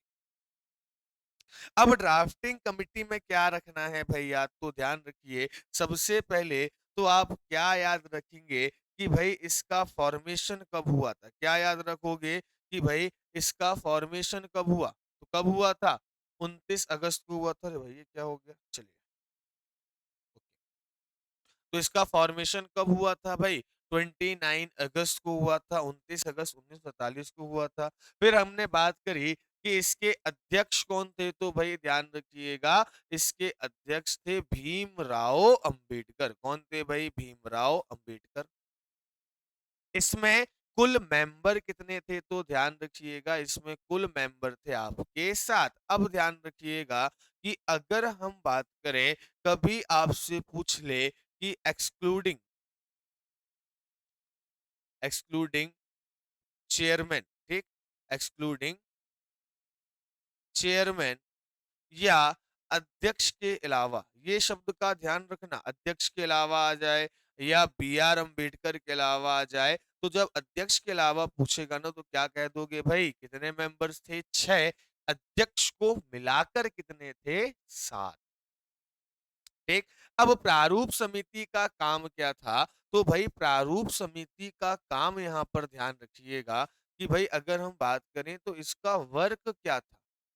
इसका काम क्या था? तो भाई इसका काम ये था कि जो बीएन राव के द्वारा जो ड्राफ्ट दिया गया था, किसके द्वारा भाई? आपका बीएन राव के द्वारा जो ड्राफ्ट रेडी किया गया था, जो ड्राफ्ट तैयार किया गया था, उस ड्राफ्ट जो ड्राफ्ट रेडी किया गया था, इस पर क्या करना भाई? इसकी आपकी डिटेलिंग करना, या अगर हम बात करें इसके हिसाब से डिटेल में आपके रूल्स, या अगर हम बात करें बनाना, कानून बनाना। और फिर क्या होता था? इस कानून को कहाँ रखना भाई? सभा में ले जाकर रख देना, और वहां से वो पास होता था, और उसके बाद क्या हो गया? वो संविधान में शामिल कर लिया जाता था चर्चा होने के बाद। चलिए, बढ़ते हैं आपका इसके बाद आपका और आगे। तो इस संविधान सभा में ध्यान रखिएगा, हमने देखा कि इसका काम क्या था, इसका गठन कब हुआ, इसके अध्यक्ष कौन थे। इसके बाद चीजों को ध्यान रखिएगा कि इसके सदस्य कौन-कौन थे। तो देखिए, इसके सदस्यों के पहले नाम पढ़ लीजिए। पहले तो अध्यक्ष खुद हो गए बी आर अम्बेडकर। दूसरे ध्यान रखना कौन हो गए? के एम मुंशी। तीसरे ध्यान रखिएगा गोपाल स्वामी आयंगर। इसके बाद अल्लादी कृष्ण स्वामी अय्यर। इसके बाद एक हो गए सैयद मोहम्मद सादुल्ला। इसके बाद एन माधव राव, और उसके बाद टीटी कृष्णमाचारी। अब ध्यान रखिएगा, एन माधव राव जो है वो बीएल मित्र के स्थान पर आए थे, है ना? ये किसके स्थान पर आए थे? पहले बीएल मित्र थे, उसके बाद जो है वो क्या आ गए भाई? ध्यान रखिएगा, इनका स्वास्थ्य खराब था तो उनकी जगह कौन आ गए? एन माधव राव आ गए। और ऐसे ही जो कृष्णामाचारी आए थे, ये डीपी खेतान की मृत्यु के बाद आए थे। डीपी खेतान की मृत्यु हो गई थी, उसके बाद जो है वो कौन बने भाई? ध्यान रखिएगा, टीटी कृष्णामाचारी बने। क्लियर ये पॉइंट? चलिए, अब इसको देखो, यहाँ पर ध्यान रखना, यहाँ पर क्या है भाई? टीटी कृष्णमाचारी है। कौन है भाई यहाँ पर? टीटी कृष्णमाचारी। और हमने एक नाम और पढ़ा था, कौन सा पढ़ा था भाई? आपका वीटी कृष्णमाचारी पढ़ा था। और ये वीटी कृष्णमाचारी नाम हमने कहाँ पढ़ा था? ये नाम हमने पढ़ा था जब हम संविधान सभा के उपाध्यक्ष की बात कर रहे थे। क्लियर है ये पॉइंट? चलिए बढ़ते हैं आपका आगे की ओर। अब इसको याद कैसे करें? याद कैसे करें? तो भाई ध्यान रखो, भगवान के नाम पर सब कुछ याद कर लो। कैसे? भाई यहाँ पर तो सब देखो, अगर भाई आपको ये पता है कि भाई प्रारूप समिति में सारे कृष्ण भगवानों के नाम ध्यान रख लीजिए, पहले अध्यक्ष को तो आप छोड़ दीजिए। अब एक बात बताओ, नारी को शक्ति माना जाता है, अब इनमें से कौन से ऐसे व्यक्ति हैं जिसमें किसी देवी जी का नाम आता है? तो आप देखेंगे अंबेडकर। अम्बे जी का नाम आ रहा है, तो भाई सबसे पहले तो ध्यान रखो, इसके जो अध्यक्ष हो जाएंगे, मोस्ट पावरफुल हो जाएंगे, जिनका नाम क्या है भाई? अंबेडकर। तो इसमें किनका नाम आ गया भाई? अम्बे जी का नाम आ गया। ठीक। इसके बाद भाई कृष्ण जी को बस याद कर लो, आधा काम आपका हो जाएगा। कृष्ण जी को याद करोगे तो उनके अलग अलग नाम याद कर लो भाई। पहले तो क्या हो गया? गोपाल स्वामी। क्या हो गया? गोपाल स्वामी। तो गोपाल स्वामी भी उन्हीं को कहा जाता है। फिर इसके बाद गोपाल स्वामी के बाद कौन से स्वामी आ गए? तो भाई ध्यान रखिएगा, कृष्णा स्वामी आ गए, कृष्णा स्वामी आयंगर आ गए। उसके बाद अगर हम बात करें तो भाई कौन हो जाएंगे? है ना, गोपाल स्वामी अयंगर हो गए, कृष्ण स्वामी अय्यर हो गए। इसके बाद माधव राव, माधव भी उन्हीं का नाम है, तो लो भाई माधव राव भी हो गए। इसके बाद कौन हो गए? कृष्णामाचारी हो गए, तो कृष्णामाचारी भी क्या हो गए भाई? उन्हीं का नाम हो गया। तो भाई ध्यान रखना, कृष्णा स्वामी, कृष्णा माचारी, उसके बाद गोपाल स्वामी और माधव राव, ये 4 नाम इनके हो गए। इसके बाद फिर आपको जो है वो 2 नाम अलग से और ध्यान रखने हैं। एक नाम कौन हो गया भाई? के एम मुंशी हो गया, और दूसरा नाम सैयद मोहम्मद सादुल्ला हो गया। तो ये 2 नाम जो हैं वो आपके हो गए। तो ध्यान रखिएगा कि ये आपके 7 नाम जो हैं, ये ड्राफ्टिंग कमिटी के जो है वो हो गए। तो ध्यान रखिएगा, प्रेसिडेंट कौन हो जाएंगे इसके? इसके अध्यक्ष होंगे डॉक्टर बी आर अम्बेडकर। इसके बाद अगर हम बात करें तो इसके कुछ और आपके जो है मेंबर्स होंगे, 6 मेंबर्स होंगे, जिसमें कौन कौन होगा? तो हमने कहा कि सबसे पहले तो भाई भगवान कृष्ण के अलग अलग नाम याद कर लो। क्या हो गए? एन गोपाल स्वामी अयंगर हो गए। फिर कौन हो गए? कृष्ण स्वामी अय्यर हो गए। फिर कौन हो गए? एन माधव राव हो गए। और फिर टी टी कृष्णमाचारी हो गए। बाद में दो नाम और ध्यान रखना है कि एम मुंशी हो जाएंगे। और उसके बाद कौन हो जाएंगे भाई? सैयद मोहम्मद सादुल्लाह हो जाएंगे। तो ये आप जो है क्या रखिएगा, ध्यान रखिए। ठीक। तो ये सबसे इंपॉर्टेंट कमेटी थी संविधान सभा की। ठीक। अब संविधान सभा के बारे में कुछ और चीजें जो हैं वो आप जान लीजिए। क्या जान लीजिए? कि संविधान सभा के बारे में कुछ फैक्ट्स जान लो। जैसे ये जो कुल संविधान सभा बैठी ना, ये 165 दिनों तक बैठी। और कितने सेशंस में बैठी भाई? आपका 11 सेशंस में। मतलब सेशंस क्या होता है?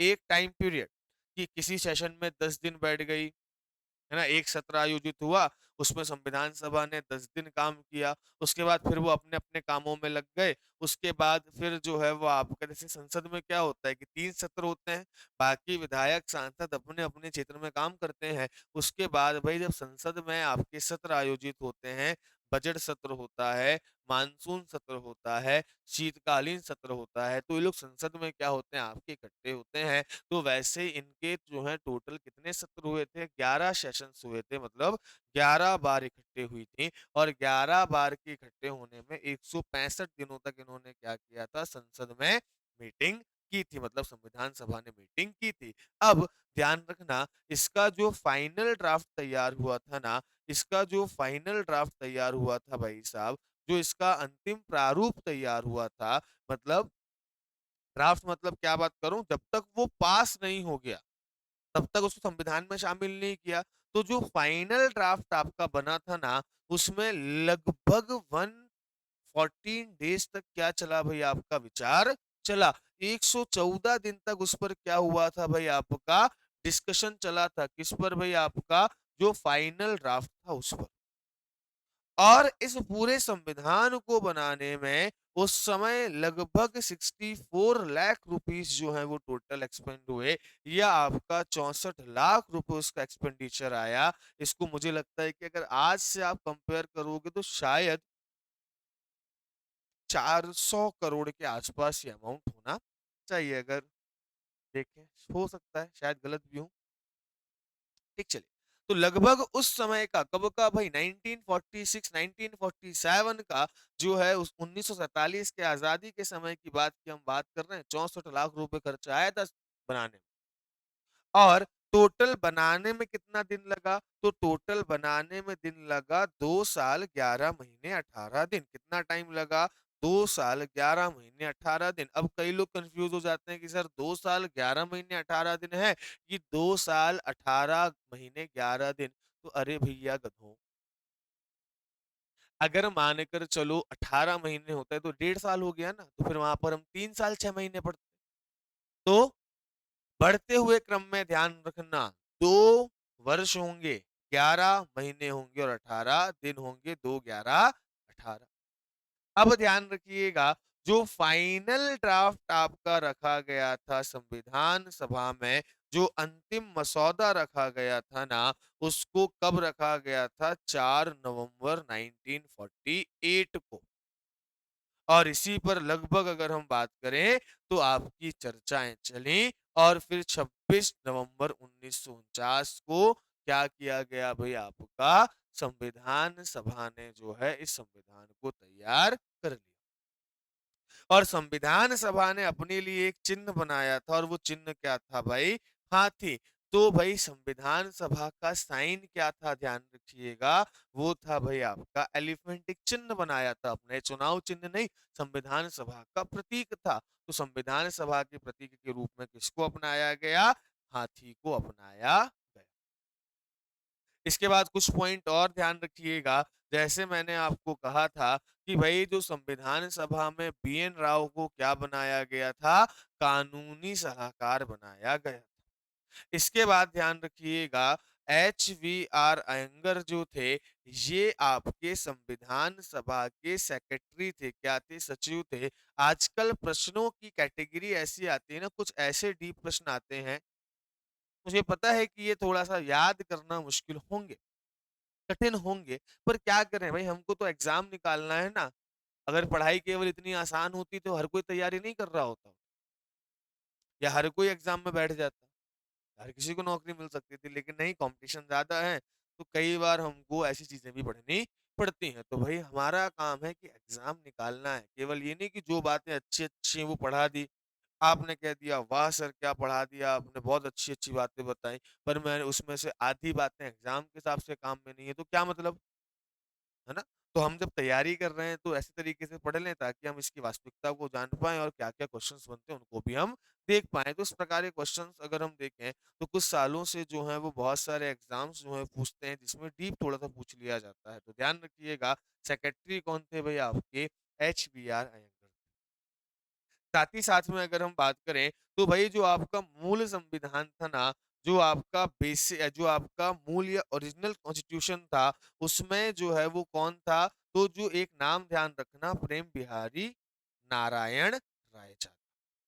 जो मूल संविधान था ना, उसको इंग्लिश में लिखा गया था, कैलीग्राफी में लिखा गया था, इंग्लिश कैलीग्राफी में लिखा गया था और वो किसने लिखा था? तो इंग्लिश की जो मूल प्रति थी ना, वो लिखी थी प्रेम बिहारी नारायण रायजादा। तो बिहारी चर्चाओं में रहेगा भाई, ध्यान रखना, है ना? अगर हम देखें तो यहाँ पर भी बिहारी हैं। फिर अगर हम बात करें, राजेंद्र प्रसाद भी बिहार से थे और जो सच्चिदानंद सिन्हा थे वो भी कहाँ से थे? बिहार से थे। तो ध्यान रखिएगा, प्रेम बिहारी नारायण रायजादा, इनके द्वारा अंग्रेजी में क्या लिखा गया? संविधान लिखा गया। और इसके बाद अगर हम बात करें तो भाई ध्यान रखिएगा, जो हिंदी संस्करण था ना, वो लिखा गया बसंत कृष्ण वैद्य के द्वारा। तो बिहार का पलड़ा भारी रहेगा भाई, और बिहार में सबसे पूज्य हैं भगवान कृष्ण। तो भाई आपने देखा, प्रारूप समिति में भी श्री कृष्ण थे, और जो हिंदी संस्करण लिखा है यहाँ पर भी, चाहे इंग्लिश लिखो चाहे हिंदी लिखो, भैया बिहारी जी आपको हर जगह देखने को मिलेंगे। तो बसंत कृष्ण वैद्य ने जो है वो क्या लिखा? हिंदी में लिखा। प्रेम बिहारी नारायण रायजादा ने किसमें लिखा? इंग्लिश में लिखा। इसके बाद ये जो आपके जब ओरिजिनल संविधान पढ़ोगे ना, तो उसके पेजेस में बहुत सारी डेकोरेशन है भाई साहब। और वो डेकोरेशन किसने की है, ध्यान रखिएगा, वो डेकोरेशन की है आपका, मेनली की है नंदलाल बोस ने। किसने की है? नंदलाल बोस ने।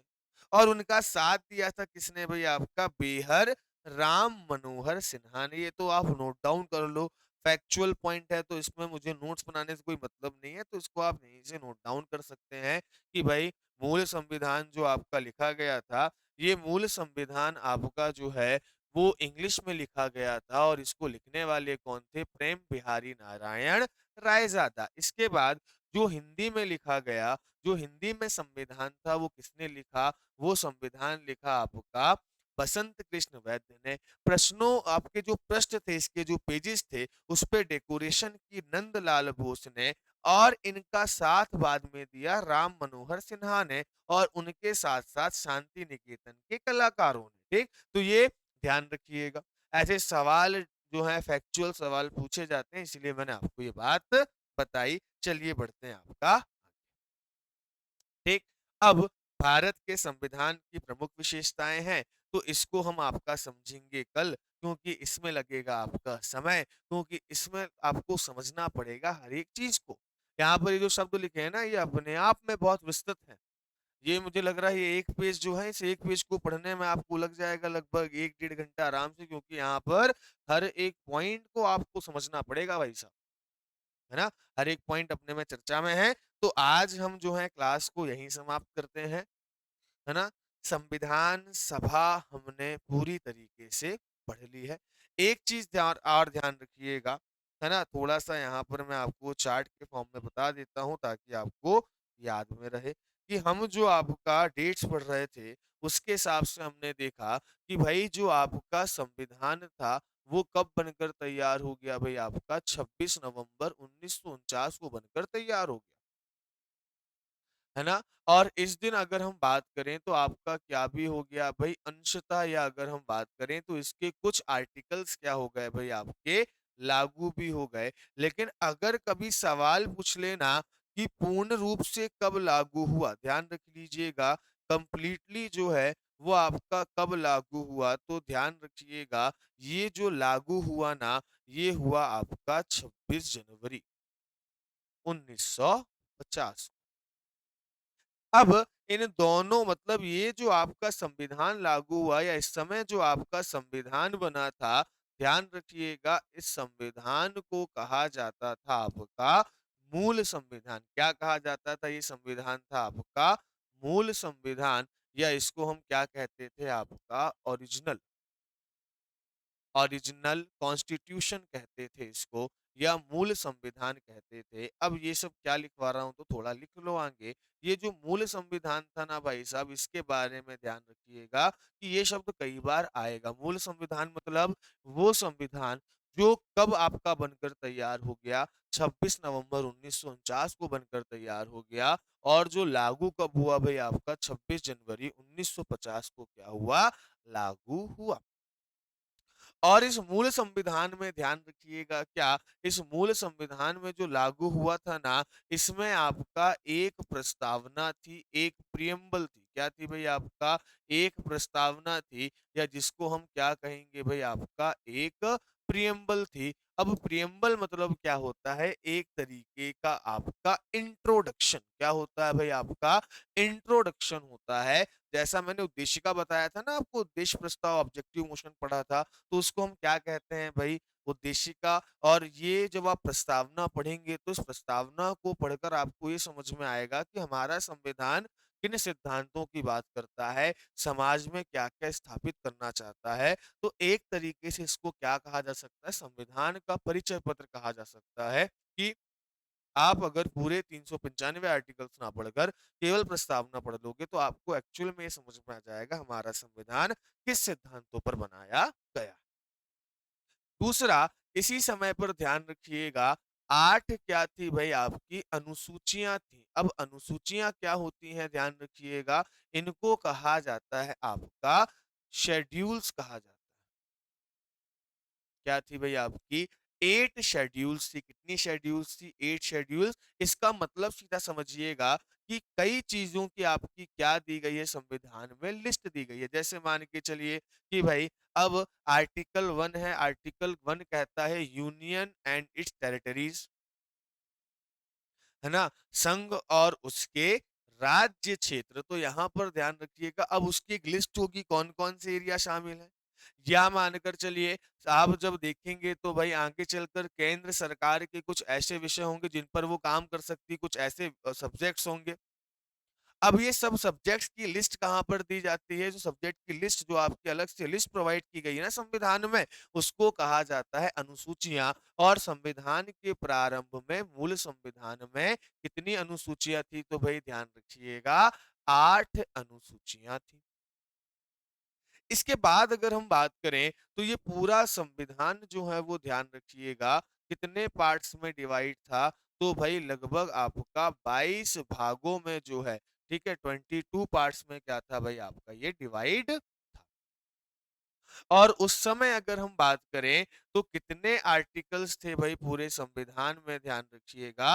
अगर हम आर्टिकल्स आर्टिकल्स मतलब क्या होता है तो समझिएगा संविधान में आर्टिकल मतलब संविधान का अपना हर एक नियम, हर एक पॉइंट।